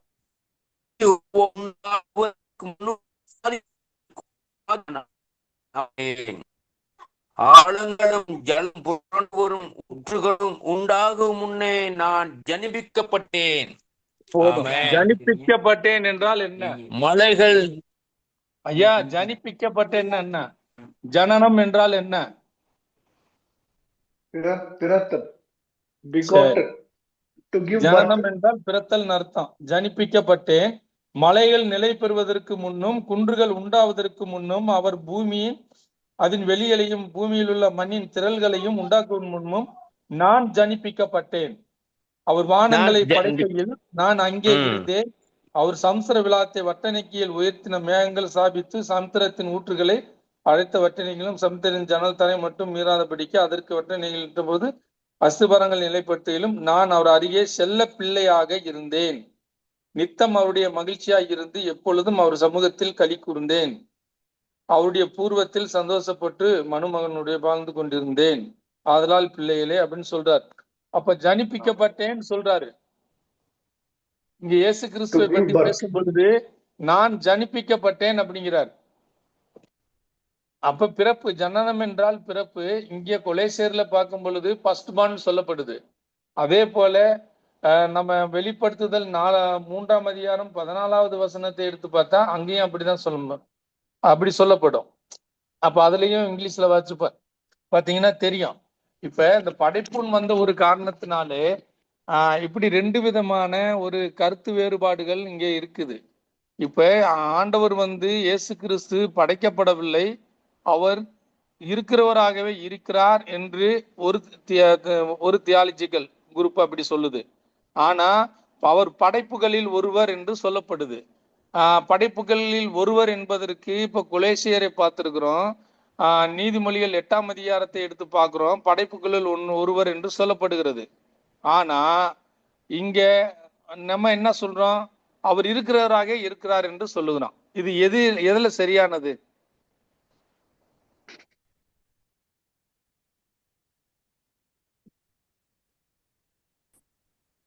அதுல ஐயா நீங்க சொல்ற வசனம் வெளிப்படுத்தல, அதே வெளிப்படுத்தல பாருங்க. 1ஆம் அதிகாரம் 8ஆம் வசனம் சொல்லுது, நான் இருந்தவரும் இருக்கிறவரும் வருகிறவருமாய சர்வ வல்லமுள்ள கடவுள், நான் அல்பாவும் ஒமேகாவும் ஆதியும் அந்தவுமா இருக்கிறேன், நானே தொடக்கவும் முடியுமா இருக்கிறேன்ற. நான் தான் ஆரம்பம், நான் தான் முடிவும்னு சொல்றேன். அதே வெளிப்படுத்தல் 1:17-18 அதான் சொல்லுது, நான் மரணத்துக்கும் பாதாளத்துக்கும் உடைய திறவுகளை உடையவனாக இருக்கிறேன், நான் தான் ஆரம்பமும் நான் தான் முடிவும் சொல்லி. வெளிப்படுத்தல் 22:12 அதான் சொல்லுது, நான் அல்பாவும் ஒமேகாவும் முந்தினவரும் பிந்தினவரும் ஆதியும் அந்தமும். அவர்தான் தொடக்கமும் முடிவும் சொல்லி இயேசுவை பற்றி சொல்லுது. அவர்தான் தொடக்கமும் அவர்தான் முடிவும். அது ரைட்டு தான், அது ரைட்டு தான். ஆனா சில வசனங்கள் இப்படி சொல்லுதே. இல்ல பாஸ்டர், ரீகன் பாஸ்டர் சொல்லுங்க. காளிப்பன் பாஸ்டருடைய கேள்வி நீங்க சரியா புரிந்து கொள்ளல. இல்ல பாஸ்டர், நான் சரியா புரிஞ்சு கொண்டிருக்கிறேன் பாஸ்டர். என்னண்டா, இதுல இயேசுவ முதன்மைப்படுத்துறதற்காக அவர் முதற் பிறப்பு அல்லது முதல் படைப்பு என்று சொல்லி பவுல் தன் நிருபங்கள்ல இயேசுவ முதன்மைப்படுத்துகிறார். அதனால இயேசுவ முதன்மைப்படுத்துறபடியாதான் சில நிருபங்கள்ல அவர் பவுல் அப்போஸ்தலர் நிருபங்கள்ல பார்க்கிற நேரம் இயேசுவின் நாமத்தினால ஞானஸ்தானம் கொடுத்தாங்களே ஒழிய பிதா குமாரன் பரிசுத்த ஆவியானவருடைய நாமத்துல எங்கும் ஞானஸ்தானம் கொடுக்கல. அப்ப சில இடங்கள்ல வந்து இயேசுவை முதன்மைப்படுத்த வேண்டியதா இருந்தது. அவங்க பிதாவையும் பரிசுத்த ஆவியையும் அறிஞ்சிருந்தாங்க, இயேசுவை அறியல, இயேசுவை ஏற்றுக்கொள்ளல. அப்ப இயேசுவை ஒரு செகண்ட் ரீகன் பாஸ்டர், நம்ம அவ்வளவு டீப்பா போக வேண்டியது இல்ல, சிம்பிளா புரிஞ்சுக்கணும். அவருக்கு ஐயா என்ன கேக்குறாருன்னா, இயேசு கிறிஸ்து பிறந்தவரா படைக்கப்பட்டவரா? விலங்குல பாஸ்டர். இல்ல, இயேசு கிறிஸ்து வந்து தேவனுடைய படைப்புகளில் ஒரு தூதரா இருக்கிறாரா, ஒருவரா, அல்லது அவர் படைக்கப்படாத ஒருவரா? படைக்கப்படாத ஒருவர். அப்ப வசனம் சொல்லுதே அவர் படைப்புகளில் ஒருவர் ஃபர்ஸ்ட் பார்ன் சொல்லுதே. அதத்தான் பாஸ்டர் நான் சொல்றேன். இதுலயும் வசனம் சொல்லுதே பாஸ்டர், அவர் ஆதியும் அந்தமும் உண்டு. சரி, அப்ப இதை எப்படி தீர்ப்பீங்க? அதைத்தான் நான் சொல்றேன் பாஸ்டர், அதைத்தான் நான் சொல்றேன். இப்ப இந்த நிருபங்கள்ல இயேசுவை முதன்மைப்படுத்துறதற்காக படைப்பின் முதன்மை என்று சொல்ல வராங்க. அப்ப நம்ம அப்போஸ்தலர் நடவடிக்கைகள்ல இப்ப பிதாகுமாரன் பரிசுத்த ஆவியானவருடைய நாமத்துல ஞானஸ்தானம் கொடுக்க வேண்டிய அவசியம் இல்லை. ஏன்னா எந்த அப்போஸ்தலர்களும் வந்து பிதாகுமாரன் பரிசுத்த ஆவியினுடைய நாமத்துல ஞானஸ்தானம் கொடுக்கலையே, ஏன் இயேசுடைய நாமத்துல ஞானஸ்தானம் கொடுத்தாங்கன்ற. Sorry, 1 minute please. திரும்பவும் நீங்க அங்கேயேதான் போறீங்க. ஐயாவுடைய கொஸ்டினே நீங்க புரிஞ்சுக்கலன்னு நான் புரிஞ்சுக்கல. இல்ல, அதாவது பாஸ்டர் பிறந்தவரா சிருஷ்டிக்கப்பட்டவரா படைக்கப்பட்டவரா? அவ்வளவுதான். ரீகன் பாஸ்டர், ஒரு நிமிஷம். அப்போஸ்தலர்கள் காலத்துல வந்து ஞானஸ்தானம் கொடுத்தாங்கல்ல, ஆண்டவர் சொல்றாரு பிதா குமாரன் பரிசுத்த ஆவி நாமத்தினாலே ஞானஸ்தானம் கொடுங்கள்னு சொல்லி அப்போஸ்தலர்களுக்கு கட்டளை கொடுக்கப்பட்டது. சரிங்களா? யாரு கொடுப்பவர்கள் இந்த 3 நாமத்தினாலே கொடுக்கப்படணும். ஆனா ஞானஸ்தானத்தை பெற்றுக்கொள்பவர்கள் யாருடைய நாமத்தினால பெற்றுக்கொள்ளணும்? கொடுப்பவர்கள் இந்த 3 நாமத்தினால கொடுக்கணும். பெற்றுக்கொள்பவர்கள் யாருடைய நாமத்தினால பெற்றுக்கொள்ளணும்? அவங்களும் அந்த நாமத்தினாலதானே பாஷை பெற்றுக்கொள்ளணும். எந்த நாமத்துல? எதுல கொடுக்குறோமோ அதுலதான் பெற்றுக்கொள்ளணும். இல்ல, பிதா குமாரன் பரிசுத்த ஆவி நாமத்தினாலே ஞானஸ்தானம் கொடுக்கிறேன்னு சொல்லி சொல்றாங்க. ஆமா, அவங்க ஆமென் சொல்றாங்க. இப்ப 3:19 எடுங்க. அப்போஸ்தலர்கள் 3:19 எடுத்தீங்கன்னா,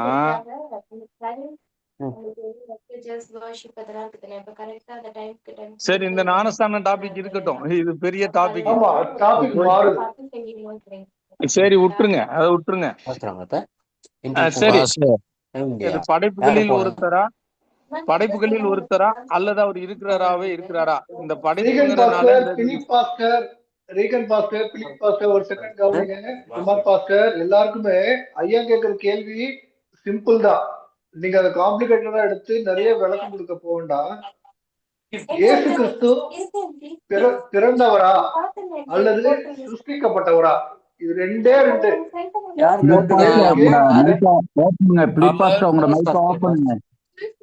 இல்ல, பேசுறவங்க மைக் ஆஃப் பண்ணிட்டும் பேச மாட்டாங்க. அவர் பிறக்கவும் இல்லை, சிருஷ்டிக்கப்படவும் இல்லை. அதாவது சிருஷ்டிப்பின் போது அவர் தேவனிடத்தில் வார்த்தையா இருந்தார். மனுஷனுடைய பாவத்துக்காக அந்த வார்த்தைக்கு உருவத்தை கொடுத்து அவர் ஜெனிப்பிக்கப்பட்டார், உருவாக்கப்பட்டார். அவ்வளவுதான். ரைட். இது ஒரு வகையான ஒரு சிலருடைய தியாலஜி, நம்பிக்கை. சரியா? வேத வசனங்களை கொண்டு இதன் அடிப்படையில இருக்கிறோம். படைப்புகள்ல அவர் ஆரம்ப காலத்திலே இருக்கிறவராகவே இருக்கிறார். அவருக்கு வந்து பிறப்பும் இல்லை, இறப்பும் இல்லை. அவர் வந்து அவரை யாரும் படைக்கல அப்படிங்கிறது ஒரு தியாலஜி, ஒரு வகையான தியாலஜி. அப்ப ஒரு வகையான தியாலஜி என்ன சொல்லுது? அவர் படைக்கப்பட்டவரு. தேவ தூதர்கள்ல வந்து முதல் படைப்பு அவரு தான், தேவனால படைக்கப்பட்டவரு. ஏன்னா ஃபர்ஸ்ட் பார்ன் அப்படின்னு சொல்லப்படுது. அதே மாதிரி சங்கீதம் 8 நீதிமொழிகள் 8 சொல்லும் பொழுது அவர் நான் ஜனிப்பிக்கப்பட்டேன், அவருடைய மடியிலே செல்ல பிள்ளையாக இருந்தேன், நான் ஜனிப்பிக்கப்பட்டேன்னு சொல்லுது. அப்ப படைக்கப்பட்டதாக ஒரு பிறப்பாக தான் அங்க காட்டப்படுது. அப்ப அதை தான் இங்க சொல்றாங்க. அப்ப ஆர்கியூமெண்ட்டுக்கு இந்த 2 விஷயத்துக்குமே எடுத்துக்கிட்டு இவர் படைக்கப்பட்டவரா அல்லது இருக்கிறவரா அப்படின்னு 2 கொஸ்டின் ரைஸ் பண்றாங்க இந்த படைப்புன்னு ஒரு காரியம் வரும் பொழுது. அப்ப எல்லாமே அவர் மூலமாகவும் அவரை கொண்டும் அவருக்கென்றும் படைக்கப்பட்டது நம்ம வசனங்கள்ல வாசிக்கிறோம். ஆனா அவர் படைக்கப்பட்டவரா அல்லது இருக்கிறாரா என்பதுதான் இங்க ஒரு கொஸ்டின். அப்ப 2 விதமான விஷயங்கள் இங்க காணப்படுது. இந்த ரெண்டு விதமான விஷயத்த எப்படி நீங்க உறுதியா தீர்ப்பீங்க அப்படிங்கிறது தான் இங்க நம்ம கொஸ்டின் ரைஸ் பண்றோம். ஆகவே இது தொடர்பாக நிறைய ஆராய்ச்சி பண்ணுங்க. இது உங்களுடைய சிந்தனையை தூண்டுவதற்காக ஒரு செகண்ட் பாஸ்டர், இயேசு சுவாமியை யாரும் படைக்கல, அவர் இருக்கிறவராகவே இருக்கிறவர். இது ஹைப்போதெட்டிக்கல் கொஸ்டின். பைபிள்ல இந்த மாதிரி நிறைய கொஸ்டின்ஸ் இருக்குது. இப்போ வானத்தின் பூமியையும் தேவன் சிருஷ்டித்தாரு, அந்த தேவனை யார் சிருஷ்டித்தாருன்னு கேட்பாங்க. அப்போ அதுக்கு நம்ம என்ன பதில் சொல்ல முடியும்? இதே கொஸ்டினை ஒரு முறை நான் கேட்கும் போது ஒரு வேத பண்டிதர் சொன்னாரு, தேவனை யார் படைச்சாரு அப்படின்னு கேட்டா, தேவனை படைத்தவர் இன்னொரு தேவன் சொன்னாரு. அப்போ இந்த தேவன் என்கிறவர் அவர் இருக்கிறவராகவே இருக்கிறார். அந்த தேவனாய் இருக்கிறவர் எப்படி நீங்க இந்த கொஸ்டினை எப்படி நீங்க பதில் சொல்லுவீங்க அப்படின்னா, ஒருவேளை இப்போ அவர் பிறந்தவர் தான், இயேசு கிறிஸ்து பிறந்தவர் தான். எங்க பிறந்தவர்? பூமியில பிறந்தவர். அவர் தேவனுடைய குமாரன் என்று எண்ணப்பட்டார். பூமியை பொறுத்த வரைக்கும் அவர் பிறந்தவர் தான். எக்ஸ்கியூஸ் மீ, நான் கதைக்கலாமா? சொல்லுங்க கதைங்க. நானு இப்ப உங்ககிட்ட கேக்குறேன், நீங்க தானே எங்களுக்கு படிச்சு கொடுக்குறீங்க, நாங்க உங்களை ஃபாலோ பண்றோம். நீங்க என்ன பிலீவ் பண்றீங்க? What do you believe? நீங்க என்ன பிலீவ்? அதுதான் சொல்லிட்டு இருக்கேன். அவர் படைக்கப்பட்டவரா படைத்தவரா? நீங்க என்ன பிலீவ் பண்றீங்க? ஐயா, அவர் படைக்கப்பட்டவர். Wait just pastor Daniel pastor, அதாவது ரெண்டு வகையான தியாலஜி இருக்குது.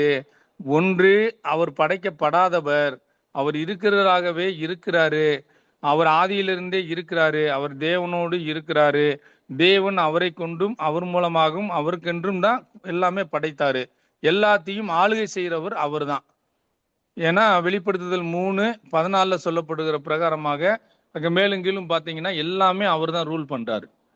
அப்ப அவருக்காக தான் இது பூராமே படைக்கப்பட்டது அப்படின்னு சொல்றாரு. அப்ப தேவன் அவரை கொண்டுதான் எல்லாத்தையுமே படைத்தார்னு சொல்லப்படுதா, இருக்கிறதாக இருக்கிறார் அப்படின்னு சொல்லி நம்ம ரீகன் பாஸ்டர் கூட நிறைய வசனங்களை கோடிட்டு காட்டினார். ஆதியும் அந்தமும் அல்பாவும் ஒமேகாவும் முந்தினவரும் பிந்தினவரும் இருக்கிறவரும் இருந்தவரும் வருகிறவரும் எல்லா வசனங்களையும் கோடிட்டு காட்டினார். இப்படி ஒரு வகையான தியாலஜி இருக்குது. அப்ப இதுல ஒரு சிலர் நம்பிக்கையா இருக்கிறாங்க. அப்ப இன்னொரு சிலர் என்ன செய்யறாங்க, அவர் படைப்புகளில் முந்தின படைப்பு, அதுதான் ஃபர்ஸ்ட் படைப்பு, அதுல ஃபர்ஸ்ட் பான் அப்படிங்கிறதுக்கு தான் கொலைசீர் 1:15 வசனத்துல சொல்லப்படுது. அதே போலதான் நீதிமொழிகள் 8 21 பாத்தீங்கன்னா நான் ஜனிப்பிக்கப்பட்டேன் அப்படின்னு அவர் சொல்றாரு. அப்ப இப்படி ஒரு தியாலஜியும் இருக்குது. இப்படி ஒரு கொஸ்டின் வரும் பொழுது நீங்க எப்படி இதை சரி பண்ணுவீங்க, எப்படி தீர்ப்பீங்க, நீங்க எப்படி நம்புவீங்க அப்படிங்கறதுதான் இப்ப நாங்க ஜனிப்பிக்கப்பட்டார் அப்படின்னு சொன்னா பிறந்தவர் தான், அதுக்கான அர்த்தம் டு கிவ் பர்த். நீங்க என்ன பிலீவ் பண்றீங்க? இந்த ரெண்டு இறையில இருக்கும்போது நீங்க என்னத்த நம்புறீங்க அதை எங்களுக்கு சொல்லித்தாங்க. நீங்க ஏதாவது ஒன்றை நம்புவீங்க தானே, இந்த ரெண்டு இறையில ஒன்றை நீங்க நம்புவீங்க தானே, அதை தானே ஃபாலோ பண்ணுவீங்க, அதை எங்களுக்கு சொல்லித்தாங்க. அதாவது இங்க பாடங்கள் சொல்லி கொடுக்கப்படுது. பாடம் இருக்கிற ரெண்டு விஷயத்துமே சொல்லி கொடுப்பான். இப்படி இருக்குது, ரெண்டு விஷயமே இருக்குது. எது அதிகமான ஆதாரங்களோடு இருக்கோ அதை நம்புங்கன்னு தான் சொல்லுவான் பெரும்பாலும். சரிங்களா?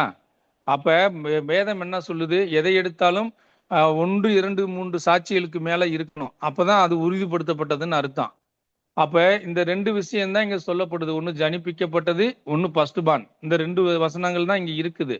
அப்ப இந்த ரெண்டு வசனங்களை கொண்டு இயேசு கிறிஸ்து படைக்கப்பட்டதில் முதல் படைப்பு அப்படின்னு சொல்லி போட்டு மற்றவங்க எழுதின தியாலஜிக்கு நம்ம போயிடக்கூடாது. சரிங்களா? இருக்கிறவராக இருக்கிறார் என்பதற்கு ஏகப்பட்ட அர்த்தங்களும் மீனிங்கும் நிறைய இருக்குது. அப்ப அவர் ட்ரினிட்டியில ஒருவர், அவர் படைக்கப்படாத ஒருவர் அப்படிங்கிறது ஒரு ஃபுல் தியாலஜியா இருக்குது. அப்ப இந்த ரெண்டு வகையான தியாலஜியும் உங்களோட முன் வைக்கிறது எங்களுடைய கடமை. அப்ப எது அதிகமான ஆதாரங்கள் இருக்கோ அதை நீங்க பிலீவ் பண்ணிட்டு போறது நல்லது.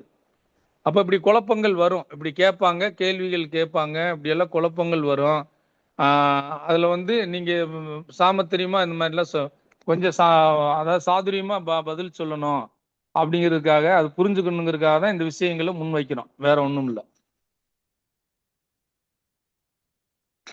அவர் படைக்கப்பட்டவர் இல்ல, முதற் பேரானவர் அப்படின்னு சொல்லும் போது படைக்கப்பட்டவர் என்ற கான்செப்ட்ல பாத்துட்டீங்கன்னா அவரை வந்து ஏஞ்சல்ங்கிற லிஸ்ட்ல சேர்த்திடுவோம். அவர் தூதர் கிடையாது. அது அந்த மத்த பிற மதத்தை உடையவர்கள் அவங்களுடைய பிலீஃப்குள்ள போயிடும். அது ராங் டாக்டரின். அப்படி கிடையாது. அவர் தேவனுடைய தற்சுரூபமானவர், தேவனுக்கு நிகரானவர். அவரும் தேவன் தான். அப்போ அப்படி அப்சல்யூட்லி ரைட். இல்லாட்டி அவரும் தேவன் முஸ்லீம் தான். சொல்ற மாதிரி அவர் ஒரு தூதர் அப்படிங்கிற மாதிரி ஆயிரும். போயிடும். அவரு அது தப்பு.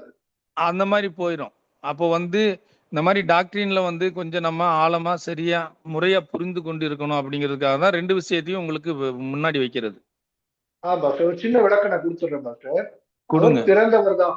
அவர் பிறந்தவர் தான். பிதாவாகிய தேவனுடைய வித்துக்கு பிறந்தவர் தான். பிதாவாகிய தேவனுடைய வித்து மரியாளின் மேல நிழலாடின போது ஆவியானவர் மரியாளுடைய கர்ப்பத்துக்குள்ள தேவனுடைய வித்து போய் அவர் கர்ப்பத்துல உற்பத்தி ஆகி குழந்தையா பிறந்தார். அந்த வகையில அவர் பிறந்தவர் பூமியில. இதே நீதிமொழிகள் 8வது அதிகாரத்துல அனாதியில நடக்கிற சம்பவங்களும் சொல்லப்பட்டிருக்கிறது. ஆதிக்கு முன்பாக பிறந்தவரா அப்படின்னு சொன்னா அதுவும் உண்மைதான். ஆனால் அவர் எப்படி அந்த ஆதிக்கு முன்னான காரியங்களில் நடந்த சம்பவங்கள் நம்மளுடைய மனித ஞானத்திற்கு எட்டாதவைகளா இருக்கிறது. ஆக இப்படிப்பட்ட ஒரு சில காரியங்களை நாம் இந்த பூமியில இருக்கும்போது நாம் எவ்வளவுதான் முயற்சி செய்தாலும் அறிந்து கொள்ள முடியாது. உதாரணத்துக்கு ட்ரினிட்டியை எவ்வளவு பெரிய ஒரு பிரீச்சரால கூட கரெக்டா எக்ஸ்பிளைன் பண்ணவே முடியாது. இது நான் சொல்லல, இது சொன்னது யாருன்னு கேட்டீங்க அப்படின்னா உலகத்தையே கலக்கின 17 வயது முதல் 99 வயது வரைக்கும் சுவிசேஷகனாய் உலகத்தை கலக்கின டாக்டர் பில்லி கிரஹாம் சொன்னது. ட்ரினிட்டிங்கிறது அது ஒரு பெரிய ஒரு கடல், பெரிய கான்செப்ட். அந்த ட்ரினிட்டியை யாராலையும் 100% எப்படி விளக்க முடியாதோ அது போல இப்படிப்பட்ட கேள்விகளை நாம் விளக்க முடியாது. இதற்கான விடைகளை பூலோகத்துல நாம் அறிந்து கொள்ள முடியாது. பரலோகத்திற்கு நாம் போன பிறகுதான் இந்த கேள்விகளுக்கான விளக்கம், விடை நமக்கு தெரியும். ஒண்ணு. ரெண்டாவது, இப்படி நீங்க கேட்டீங்கன்னா இப்போ இந்த பாலுறவு ஒரு ஆணுக்கும் பெண்ணுக்கும் இடையில புனிதமாய் நடக்கிற அந்த சடங்காச்சாரம் நடந்தாதான் ஒரு பிள்ளை பிறக்கும். அப்படி பார்க்கும்போது அப்போ அனாதியில தேவன் இப்படிப்பட்ட காரியங்களில் ஈடுபட்டாரா, அவருக்கு இயேசு கிறிஸ்து பிறந்தாரா என்பதான கேள்விகள்லாம் வரும். அப்படி பார்க்கும்போது அது நமக்கு தெரியாது. தெரியாத காரியம், தெரியாத விஷயம். ஆண்டவர் ஒரு இடத்துல என்ன சொல்றாரு, பரலோகத்துல கொடுக்கல் வாங்கல் கிடையாது, திருமணங்கிற கான்செப்ட் கிடையாது, சடங்காச்சாரங்கள் கிடையாது. ஆனால் பிறத்தல் இருக்கிறதா, குழந்தை பிறக்கிற விஷயங்கள் இருக்கிறதா, இல்ல தேவன் எல்லாவற்றையும் சிருஷ்டித்து கொண்டே இருக்கிறாரா என்பதற்கான கேள்விகளோட விடையும் நமக்கு தெரியாது. அதற்கு தெரிய நம்ம முற்படும் போது ஆவியானவர் தான் இந்த கேள்விகளுக்கான விடையை அவர் தான் விளக்கி கொடுக்க வேண்டும். அப்போ ஆவியானவரும் விளக்கி கொடுத்தாரு அப்படின்னு சொன்னா அது எப்படி 100% நாம் புரிந்து கொள்ள வேண்டும் என்பதை நாம் நிதானித்து தான் அறிய முடியும் பாஸ்டர்.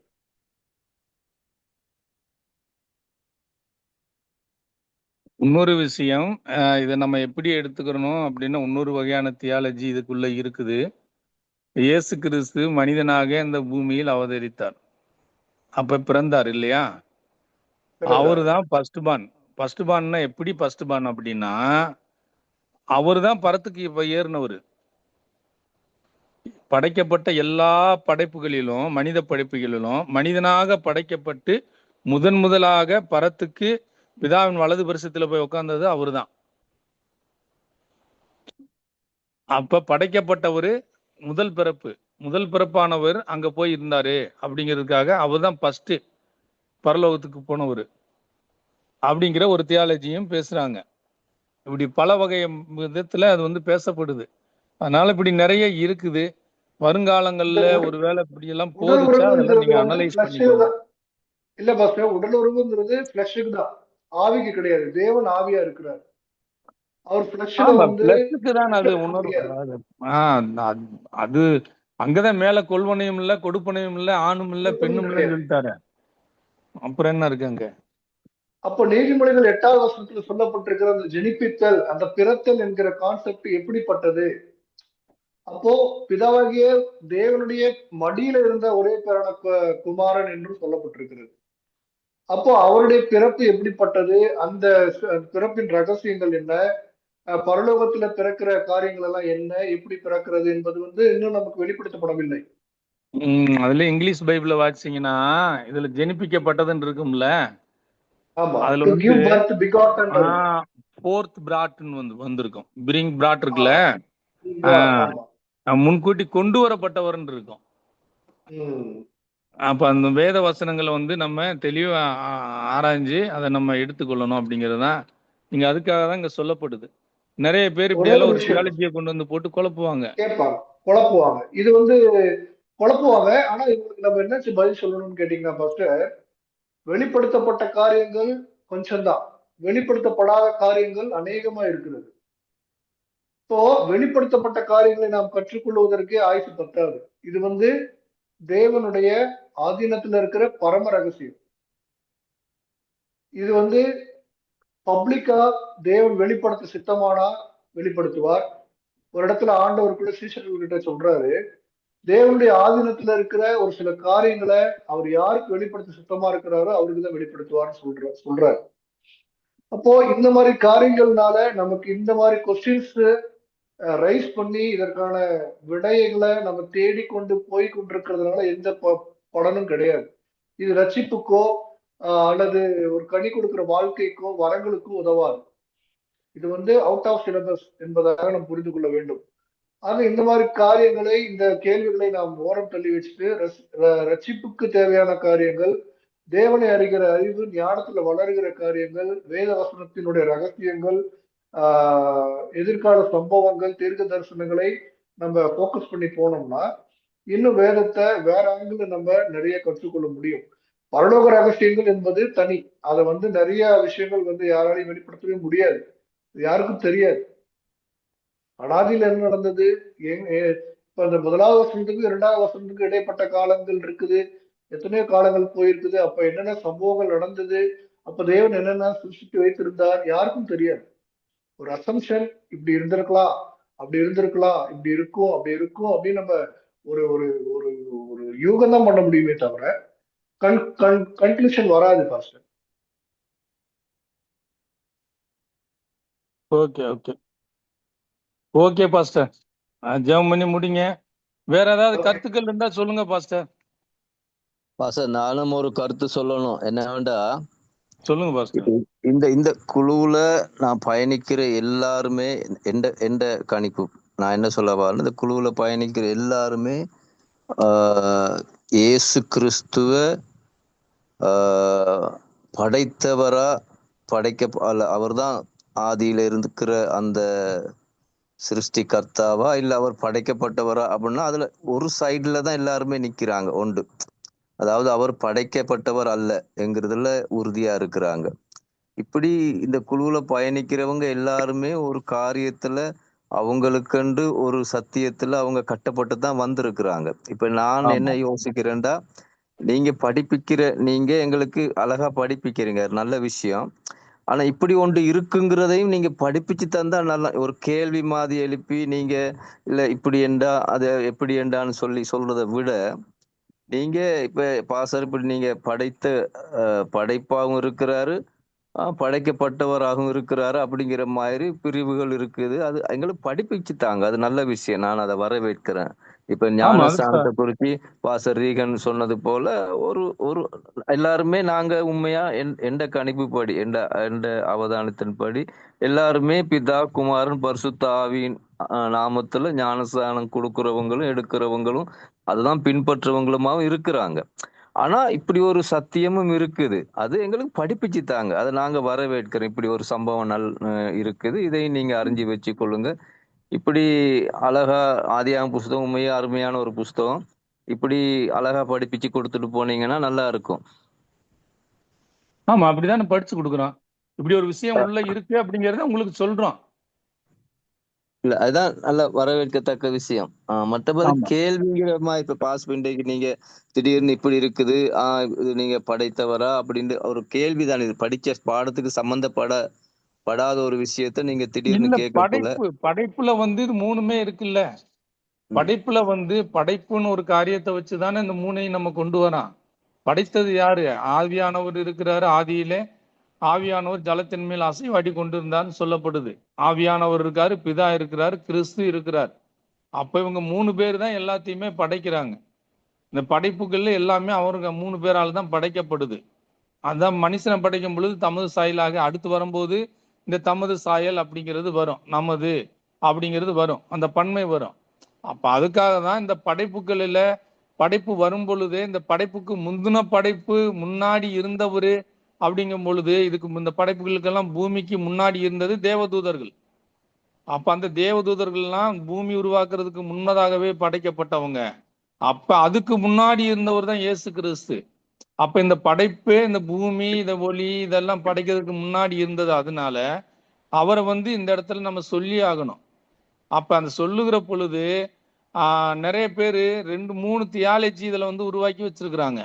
ஒன்று, அவர் எப்பொழுதும் ஆண்டவரோடு இருக்கிறவராகவே இருக்கிறார் என்று சொல்லப்படுகிறது.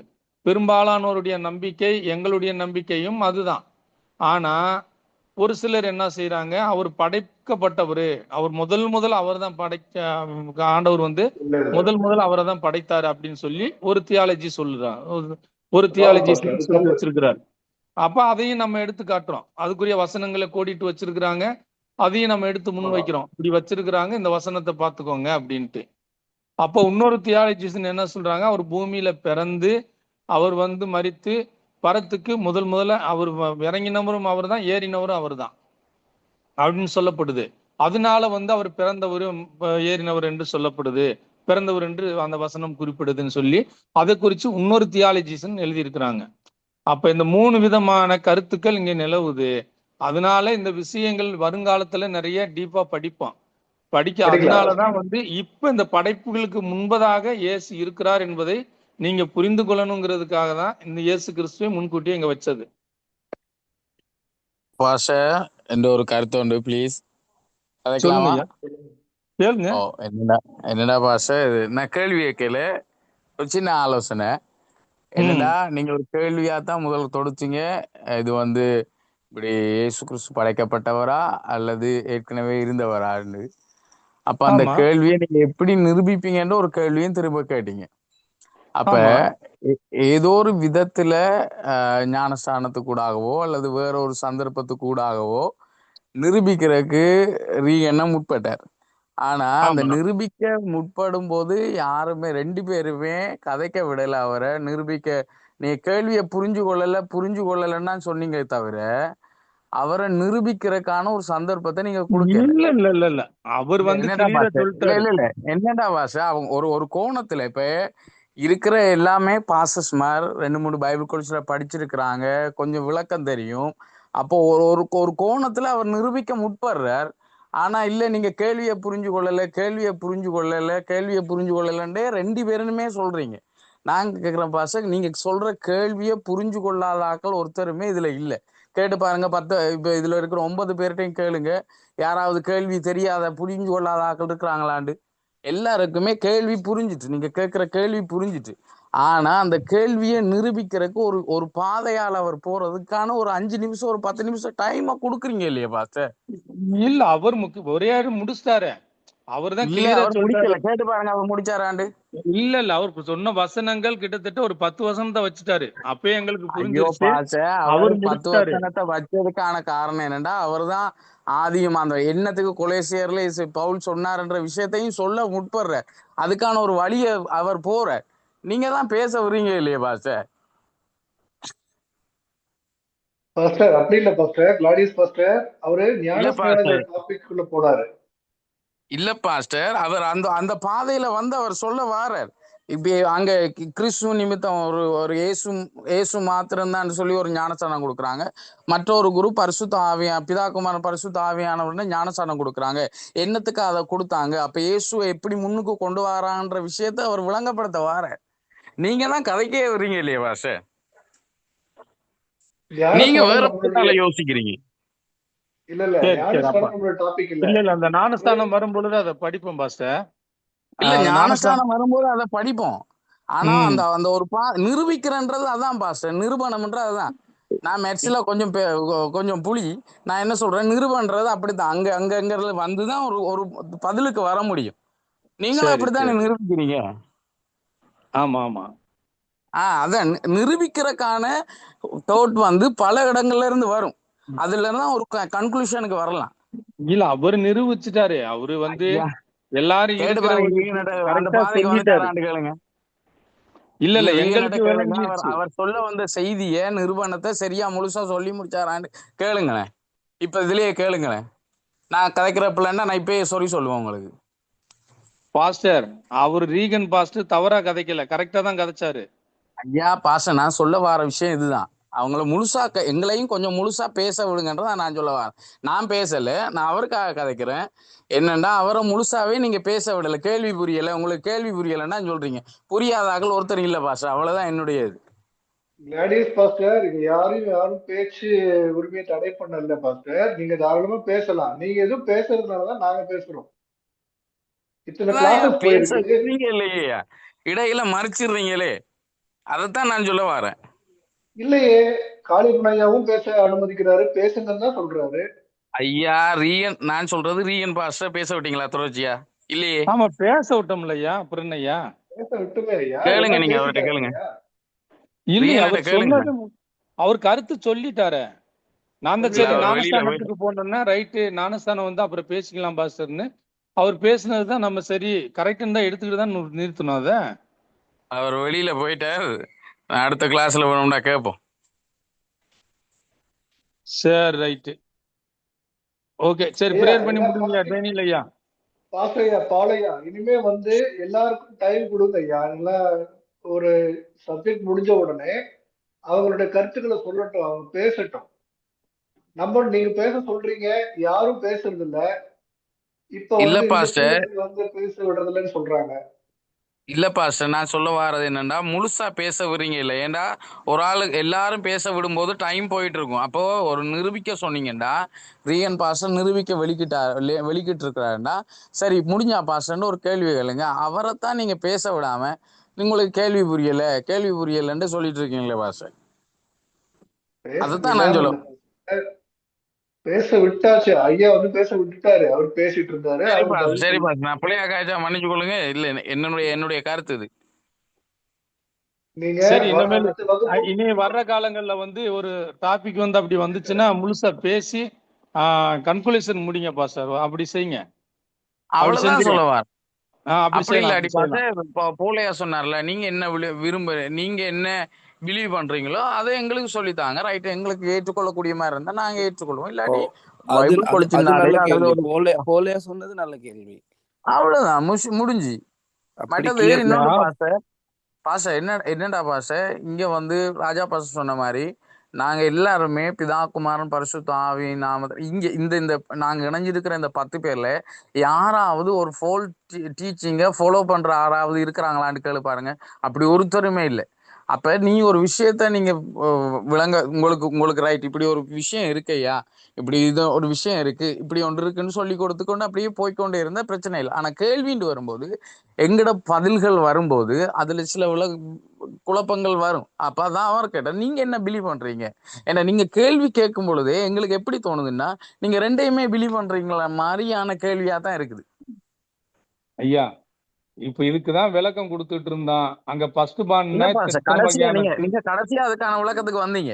ஐயா கடைசியா ஆனா தான் சொல்ல முடியும், உடனே சொல்ல ஐயா முடியுமா? நீங்க என்ன பாஸ்டர், பிலீவ்ல இருக்கீங்கன்னு எனக்கு தெரியணும்ல.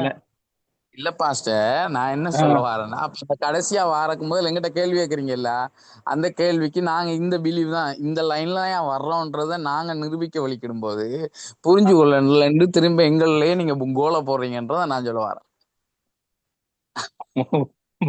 அப்படியெல்லாம் ஒண்ணும் இல்லைங்க, நீங்க அப்படியெல்லாம் நினைக்காதீங்க.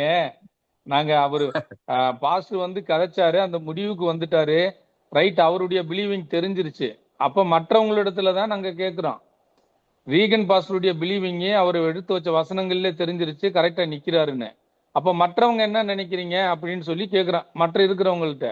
அப்ப ராஜா பாஸ்டர் சொல்றாரு நாங்க அந்த மாதிரி பிலீவிங்ல இருக்கோம் அப்படின்னு. கரெக்ட். அப்ப அவர்கள நீங்க என்ன பிலீவிங்ல இருக்கிறீங்க அப்படின்னு சொல்லி அவர் கேள்வி கேட்கிறாரு. பாலையா வந்து கேட்கிறாரு. நம்ம என்ன சொல்றோம், இந்த மாதிரி 3 விதமான தியாலஜி இருக்கியா அந்த படைப்புன்னு வரும் பொழுது, அதனால இப்படி இருக்கு, அதை புரிஞ்சுக்கோங்க அப்படின்னு சொல்லி சொல்றான். அப்ப கன்க்ளூஷனுக்கு இன்னொன்று கொண்டு வரான். ஓகே பாஸ்டர், நல்ல விஷயம். ஏன்னா இப்ப முடிஞ்ச உடனே எனக்கு யாரு நம்மளோட டீச்சர் வர மாட்டேங்குது. டேனியல் ஐயா ஆரம்பிக்கும் போது சொன்னார், முடிஞ்ச உடனே கருத்துக்களை பகிர்ந்து கொள்வோன்ற ஒரு விஷயத்த.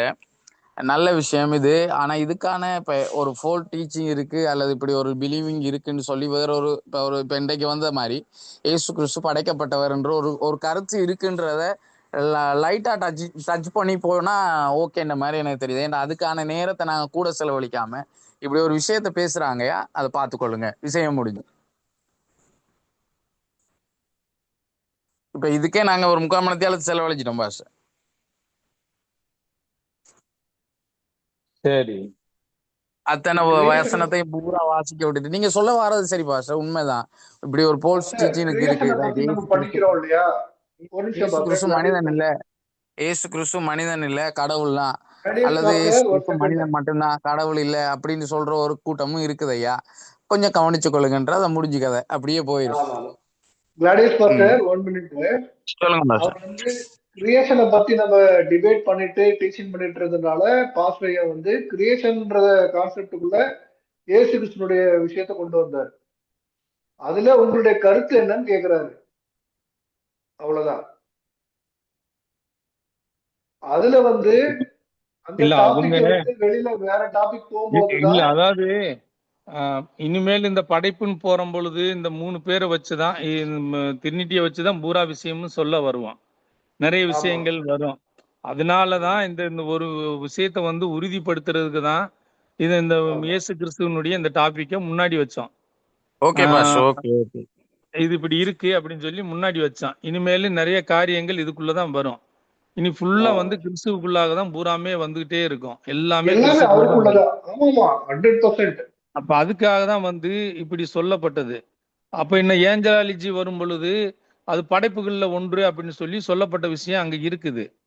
அப்ப அதுக்கு முன்னாடியே வந்து இந்த படைப்பை குறித்து சொல்லும் பொழுதே இந்த கருத்தை வந்து ஆழமா வச்சுட்டு போகணும் அப்படிங்கிறதுக்காக தான் இதை முன்னாடி நாங்க வச்சோம். அதனாலதான் இல்ல நான் என்ன சொல்ல வரேன்னா, நீங்க இந்த கருத்து முன் வச்சது பிள்ளை அல்லது தவறானதுன்னெல்லாம் நான் சொல்ல வரல பாஸ். இந்த கருத்து உண்மையிலே நல்ல வெரி குட், நல்ல வாதாட்டங்கள், நல்ல நிறுவனங்கள் போயிட்டு இருந்தது. நான் சொல்ல வந்தது இதுதான்.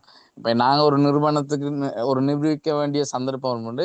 எங்களுக்கு ஒரு டைம் இப்ப இன்றைக்கு என்ன அதை நிரூபிக்கிறாருன்னு சொன்னா ரைட், அவருக்கு பூரணமான ஒரு நிறுவனத்தை ஓகே பாஸ் இதுதான் என்னுடைய கன்க்ளூஷன் அவர் முடிக்கும் வரைக்கும் நாங்க அவர்கிட்ட டைம் கொடுத்துட்டோம்னா விஷயம் முடிஞ்சுட்டு தான் நான் சொல்ல வரேன். சரி, இனிமேல் அப்படி செய்வோம். ஒரு அல்லது ரெண்டாவது அவரே கன்க்ளூஷன் முடிக்கிற வரையே கொடுத்துருவோம். அதைத்தான் நான் சொல்ல வரேன் பாஸ். அந்த கன்க்ளூஷன் முடிக்கும் வரைக்கும் நாங்க அவருக்கான ஒரு டைமை கொடுப்போம். அது 5 நிமிஷமோ 10 நிமிஷமோ அது போகட்டும். மாறி மாறி நம்ம நீங்களோ அல்லது ராஜா பாஸ்டரோ அல்லது திரும்ப போலையா குறுக்க வாரதோ அல்லது குமாரண்ணன் குறுக்க வாரதோ நான் குறுக்க வாரதோ இருக்கக்கூடாது. பாருங்க, இவ்வளவு நேரம் நான் கதைக்கவே இல்லை. இப்ப கடைசியா தான் நான் ஒன் பண்ணேன் பாருங்க. ஏன்னா ரைட், எவ்வளத்த நாங்க பேசுறோமோ அதை விட அதிகமா கேட்கணும். ஒரு அரை மணித்தியாலும் பேசலாம் வேண்டாம், 4 மணித்தியாலும் கேட்கணும்னு சிந்தனுடையவன் நான். எங்க பேசவே மாட்டீங்களே.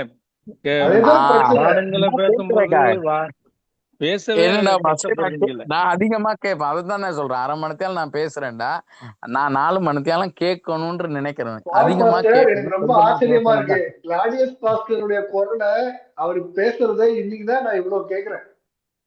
ஆமா ஆமா, ஏன்னா பேசினாதான் கொஸ்டின் ரைஸ் பண்ணாதான் நம்மளுக்கு நிறைய பேசுறதுக்கு நல்லா இருக்கும். அதனால சூப்பர். ஐயா நான் பேசுவேன் ஐயா, நல்லா பேசுவேன். எத்தனை கிளாஸஸ் இல்ல பாஸ், அப்ப எல்லாம் பேச வேண்டிய அவசியம் படல. எனக்கு கேள்விகளுக்கு இவ்வளவு விளக்கங்கள் இப்பதான் வெளியில வருது. அவரும் பேசதான் சொல்றாரு, நானும் உங்களை பேசதான் சொல்றேன். இல்ல பாஸ், என்னடா பேசுனா டைம் கொடுக்க மாட்டோமா? பாச என்னடா எனக்கு அப்பெல்லாம் பேச வேண்டிய அவசியம் தேவைப்படலை. சில விஷயங்களை ஏற்றுக்கொள்ள வேண்டிய கூடியதா இருந்தது, சில விஷயங்கள் நிராகரிக்க வேண்டியதா இருந்தது.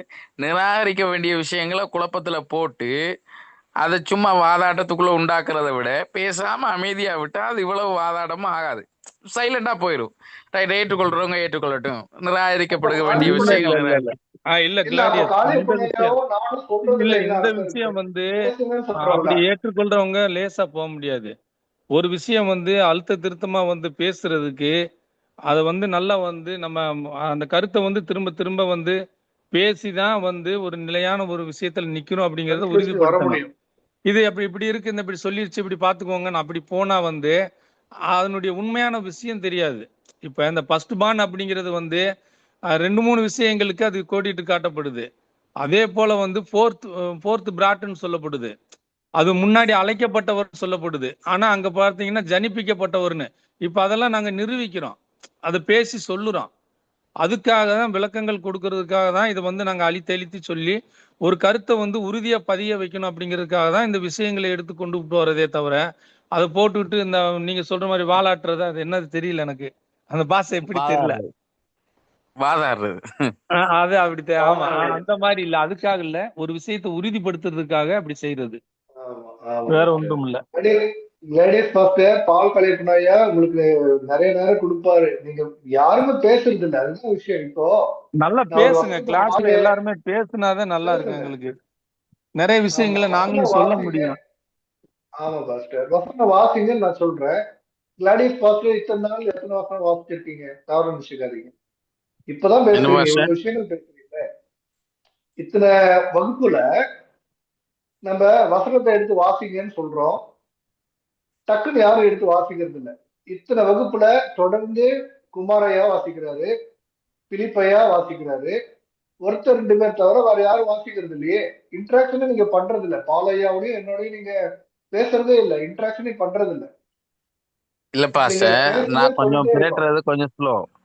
அல்லது இந்த டப்பில் நான் வந்து இத என்னது பைபிளை ஓப்பன் பண்ணி அதை எடுத்து ஆரம்பிக்கும் முதலே வாசிச்சிருவாங்க. ரைட்டு, ஒரு ஆள் வாசிக்குதா நான் சைலண்டாக இருவேன். 2-3 தடவை நான் முயற்சி எடுத்தேன். ரைட், ஒரு ஆள் வாசிக்குதுன்னா 2-3 தடவை இந்த மைக் க்ரோஸ் ஆயிடுச்சுன்னா அது நல்லா வராது. நான் ஏற்கனவே நான் நினைக்கிறேன் போன கிளாஸுக்கு முதல் கிளாஸில் நான் 3 வசனம் வாசிக்க முற்பட்டேன். 3 வசனத்துக்கு முன்னுக்கும் கெட்சியா வாசிச்சுட்டு, ஏன்னா இந்த ஃபோன் கொஞ்சம் லேட்டாக தான் ஒர்க் ஆகும். அப்போ அந்த அன்மூட் பண்ணுற கடையில் இன்னொரு ஆள் வாசிச்சுக்குது. அப்ப நீங்க சொல்லுங்க பாஸ். வாசிக்கலாம், இருங்க நான் வாசிக்கிறேன்னு சொல்லலாம். நீங்க வாசிக்கிறேன்னு சொன்னீங்கன்னா யாரும் தடை பண்ண மாட்டாங்க. குமார் இல்ல இல்ல பாஸ்டர், இல்ல, அது பிரச்சனை இல்லை பாஷ. வாசிக்க தெரியாண்டு இல்லை, ஒரு ஆள் வாசிக்கிறாங்கன்னா அவங்களுக்கு இடம் கொடுத்துட்டு போறது பிரச்சனை இல்லை தானே. அது ஒரு பிரச்சனை சரி இல்லை. சரி, யாராவது ஒரு ஆள் வாசிச்சுதான் நாங்க சொன்னோம்னா எடுத்து நிரூபிக்கணும்னு வாசிச்சா அவசியம் இல்லை. நல்லதுதான். இல்ல சொன்னோம்னா எடுத்து டிலே பண்ணாம வாசிச்சா அந்த நேர காலங்கள் பாஸ்டர் மிஸ் ஆகும். அதுக்கு தான், வேற ஒண்ணும் இல்ல. அவ்வளவுதான், பாஸ்டர் அது ஒரு பாஸ்டர் பிரச்சனை இல்லை பாஷ. வாசிக்கல பாஸ்டர் வாசிக்காது நான் இன்வால்வ் ஆகுறதுலாம் அப்படி இல்லை. நீங்க எடுத்த சாம்சனையா கிளாஸ்ல அத்தனையிலுமே நான் இன்வால்வ் ஆகிருக்கிறேன். சாம்சனையா சொல்லுங்க அண்ணே. அந்த பாஸ்டர்ஸ் பைபிள்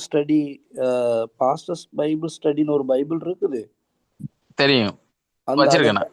அதை டவுன்லோட் பண்ணிட்டு நான் இந்த லைன்ல இருந்துகிட்டே இதை இதை மின்மை பண்ணிட்டு அதுல தான் எடுப்பேன். டக்குன்னு வாசிக்கலாம். பைபிள்ல பெரட்டுறதை விட அதுல வேகமா வாசிக்கலாம் இந்த ஒன்லைன்ல இருக்கும்போது. எனக்கு தெரியும், அது இருக்கு என்னட்ட. இந்த போன் வந்து கொஞ்சம் இங்கால அங்கால மாற எங்கட ஏற்கனவே கவரேஜ் இஷ்யூவான இடம் தானே. நான் ஒரு இடத்துல தான் இருந்து பார்க்கணும்.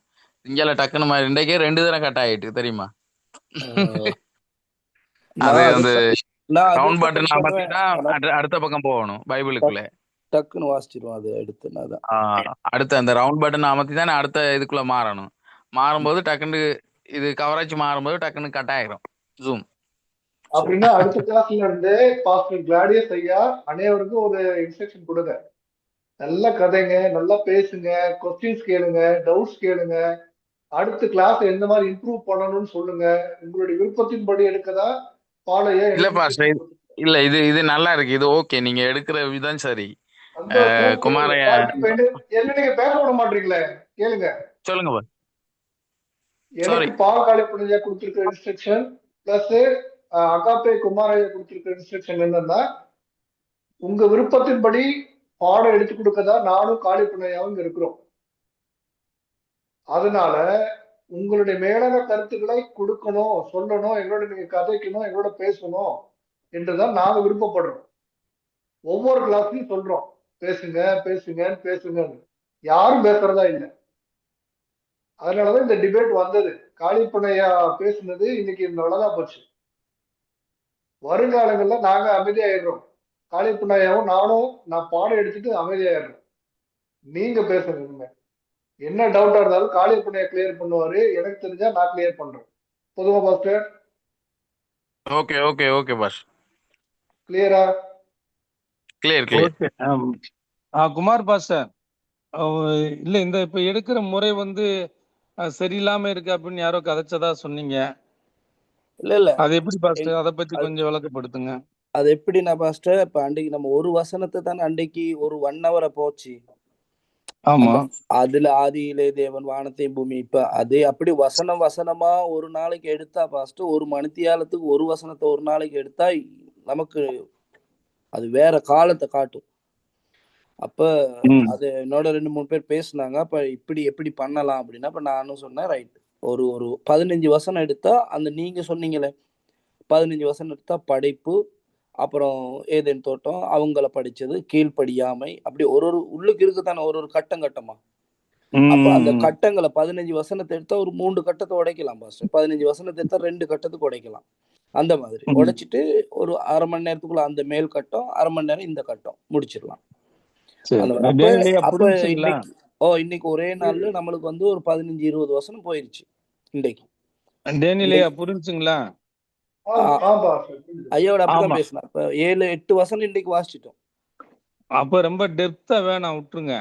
அப்ப வசனங்களை எடுத்து அதுல உள்ள கருத்துக்களை சொல்லிட்டு அப்படியே வந்து கடந்து போகணும். அது கரெக்டா இருக்கும்.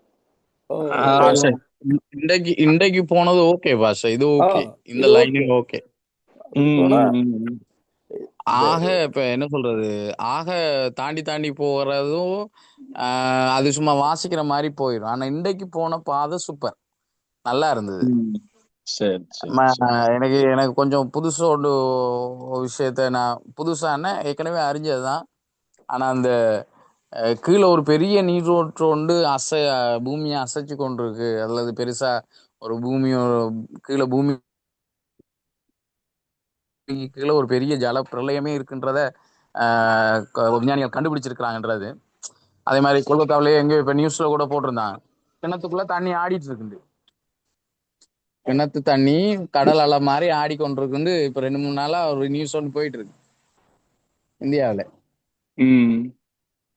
அப்ப இன்றைக்கு போன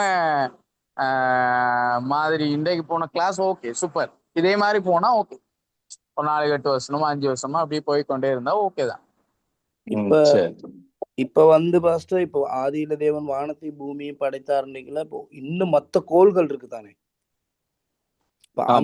அந்த கோள்கள் எப்ப படைக்கப்பட்டது? இல்ல அதே சமயத்துல படைக்கப்பட்டதுதான். அந்த மாதிரி அப்ப அதுகளும் இதுக்குள்ள வர்ற மாதிரி.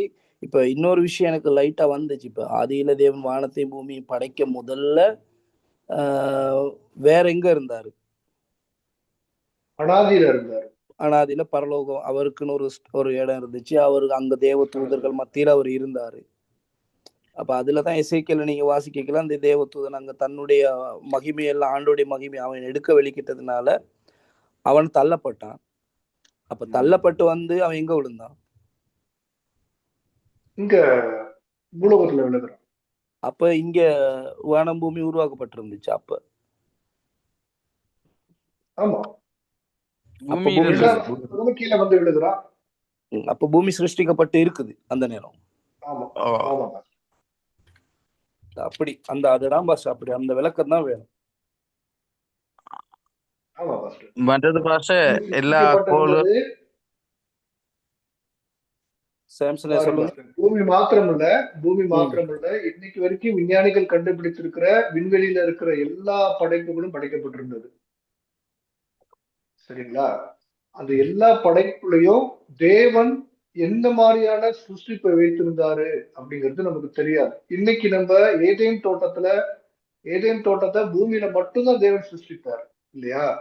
ஆனா தேவன் ஆதியில வானத்தை பூமி சிருஷ்டிக்கும் போது இன்னைக்கு இருந்த இந்த பிளானட்ஸ்ல வெறுமையா இருக்குது. அப்பெல்லாம் இது வெறுமையா இல்லை. அந்த ஒவ்வொரு பிளானட்லயும் தேவன் விதவிதமான விஷயங்களை படைச்சு வச்சிருந்தார். பிசாசு வந்து விழுந்து எல்லாத்தையும் அடிச்சு போட்டுட்டான். அப்ப மீண்டும் எல்லா பிளானட்லயும் எல்லாவற்றையும் தேவன் சிருஷ்டிக்காம இந்த பூமியை மட்டும் தேர்ந்தெடுத்து இந்த பூமியில இன்னும் புதிய காரியங்களை சிருஷ்டித்து மனுஷன் என்கிற ஒரு ஒரு இனத்தை ஒரு கிரியேச்சரை உண்டாக்கி அவரை போலவே படைத்து அந்த பிசாசுக்கு ஒரு செக் வைக்கிறார். வெளிப்படுத்தல புதிய வானம் புதிய பூமி படைக்கப்படும் போது மீண்டும் ஆதியில தேவன் எப்படி படைத்து வைத்திருந்தாரோ அந்த சிருஷ்டிப்பெல்லாம் புதுசா வரும். அப்ப இந்த வெறுமையா இருக்கிற எல்லா பிளானட்ஸுக்கும் வீரை தேவன் உயிர் கொடுப்பார். அப்ப இந்த பூமியை வச்சுதான் தேவனுடைய வருங்கால புதிய பூமி புதிய வானமே இருக்குது. அது வரைக்கும் நம்ம போகணும். இது நீங்க கொஞ்சம் நல்லா தெரிஞ்சுக்கணும்னா ஒரு புக்கு வாங்கி படிங்க பாஸ்டர். அழிய போகிற உலகம்னு சொல்லி ஒரு புக் இருக்கு. அந்த புஸ்தகத்தை வாங்கி படிச்சீங்கன்னா அந்த தேவ தூதர்கள் தள்ளப்பட்டது, விழுந்தது, இந்த பூமி என்ன ஆச்சு, எல்லா விஷயமும் அதுல இருக்கு. அதுல நிறைய விஷயம் சொல்லப்பட்டிருக்கும். அந்த புக்கு கிடைச்சா வாங்கி படிங்க. ஆனா இன்னொன்று பாஷ எனக்கு ஒரு கேள்வி ஒன்று எழும்புனது. எல்லா கோள்களையும் விட எல்லா அண்ட சராசரங்கள்ல இருக்கிற இத்தனை கோள்கள் என்ன இத்தனை நட்சத்திரங்கள் எல்லாம் ஒண்ணுமே தெரியாது. ஆனா அவ்வளவுகளை விட பூமியை தான் அவர் போக்கஸ் பண்ணார். இப்ப பூமியைத்தான் அவர் மனுஷன் வாழ்றக்கு ஏற்ற விதமா சிருஷ்டித்தார்.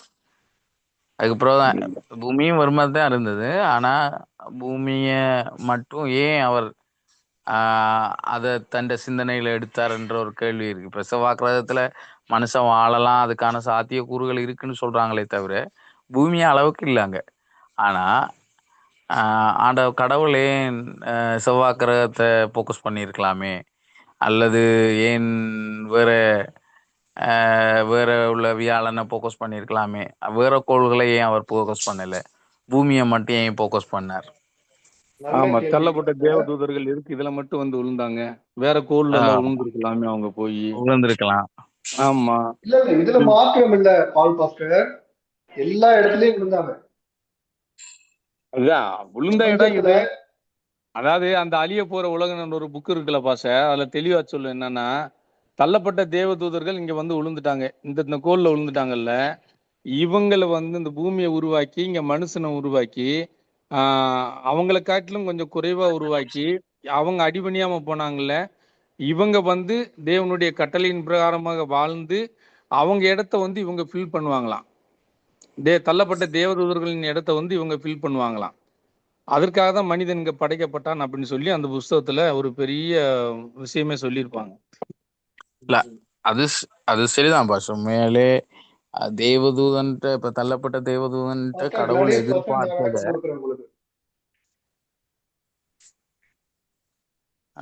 எதிர்பார்த்ததை மனுஷன் மூலமா அவர் செய்யணும்னு தான் அவர் விரும்புறார். அதுல எந்த மாற்றமும் இல்லை. ஆனா கடவுள் ஏன் பூமியை மட்டும் போக்கஸ் பண்ணாருன்றது எனக்கு தெரியாது, உங்களுக்கும் தெரியாது. நான் சொல்றேன், சொல்லுங்க. ஒரு செகண்ட். இப்போ உலகத்துல 197 நாடுகள் இருக்கா? உலக வரைபடத்துல 197 நாடுகள் இருக்கு. அபிஷியலா, அன்அபிஷியலா 209 நாடுகள் இருக்கு. தேவன் இந்த எப்போ இந்த தேசங்களை பிரிக்கும் போது யாரு யோசுவா மூலியமா எல்லா பகுதியும் எல்லாம் பிரிக்கும் போது ஏன் யூத ஜனங்களை தேர்ந்தெடுத்தார்? இஸ்ரவேல் என்கிற அந்த பகுதியை மட்டும் ஏன் தேவன் தேர்ந்தெடுத்தார்?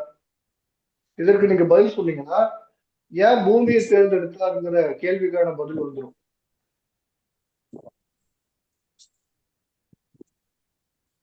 ஏன்னா ஆபிரகாம்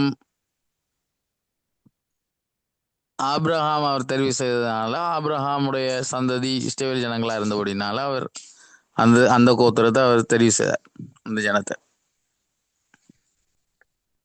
தேவனுக்கு இந்த பூமியின் மேல ஒரு என்ன சொல்றது, ஒரு ஒரு ஒரு அளவிட முடியாத ஒரு அன்பு ஒரு விஷயம் இருந்திருக்கலாம். ஏன்னா அதை வந்து சிருஷ்டிக்கும் போது பார்த்து பார்த்து சிருஷ்டிருப்பாரு மற்ற கோள்களை காட்டிலும்.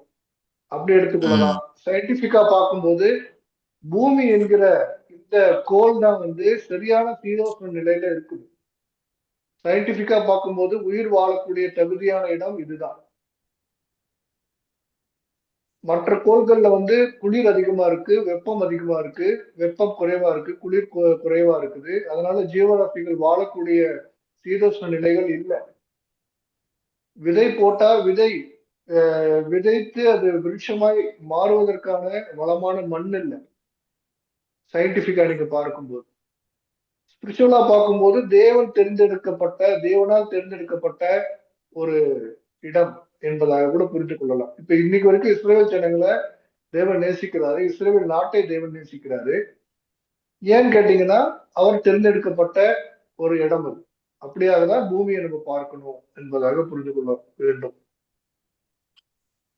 பாஸ்டர் நீங்க சொல்றது சரி. நீங்க இப்ப சொல்லும்போது எனக்கு ஒரு சிந்தனை தோணுது என்னன்னா, இப்ப பூமி தான் விதை போட்டா முளைக்கக்கூடிய சீதோஷ நிலையில இருக்குது, மனிதன் வாழ்ற சீதோஷ நிலையில இருக்கிறது எல்லாமே இருக்குன்னு சொல்றீங்க. அதையும் அவர் தான் உருவாக்குனார். பூமிய அப்படித்தான் அவர் உருவாக்குனார். என்னன்னா இஸ்ரவேல் ஜனங்களுக்குள்ள ஏன் விசேஷித்தமா அவர் தெரிந்து கொண்டார், விசேஷித்த விதமா அவர் இஸ்ரவேல் ஜனங்களை நேசிக்கிறாருன்றது அவருக்கு தான் தெரியும். அதே போல பூமிய அவர் உண்டாக்குனது, மனுஷன் வாழ்ற மாதிரி அவர் உண்டாக்குனதும், இந்த சீதோஷண நிலை சரியா இருக்கிறதுமே அவர சிந்தனையில தான் இருந்தது. அது யாருக்கும் தெரியாது. ஆன்சர் முடிஞ்சு செய்யும். அவ்வளவுதான். இதை சொல்ல வைக்கிறதுக்கு தான் அவர் அந்த கதையை போட்டார்.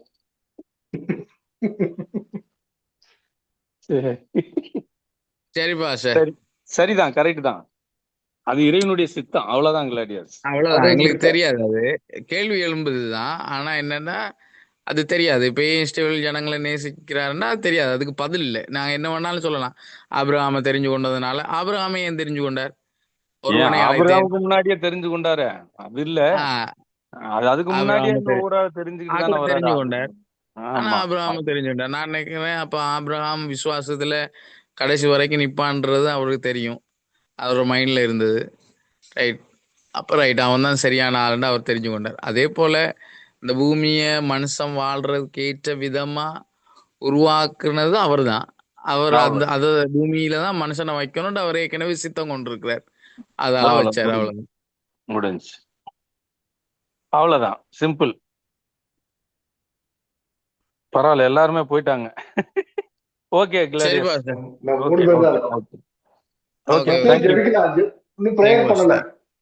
நீங்க ஜெபிச்சு முடியுங்க. ஜெபிச்சு முடிச்சிடலாம் டாக்டர். கண்களை மூடி செலவை தாழ்த்தி ஜெபிப்போம்.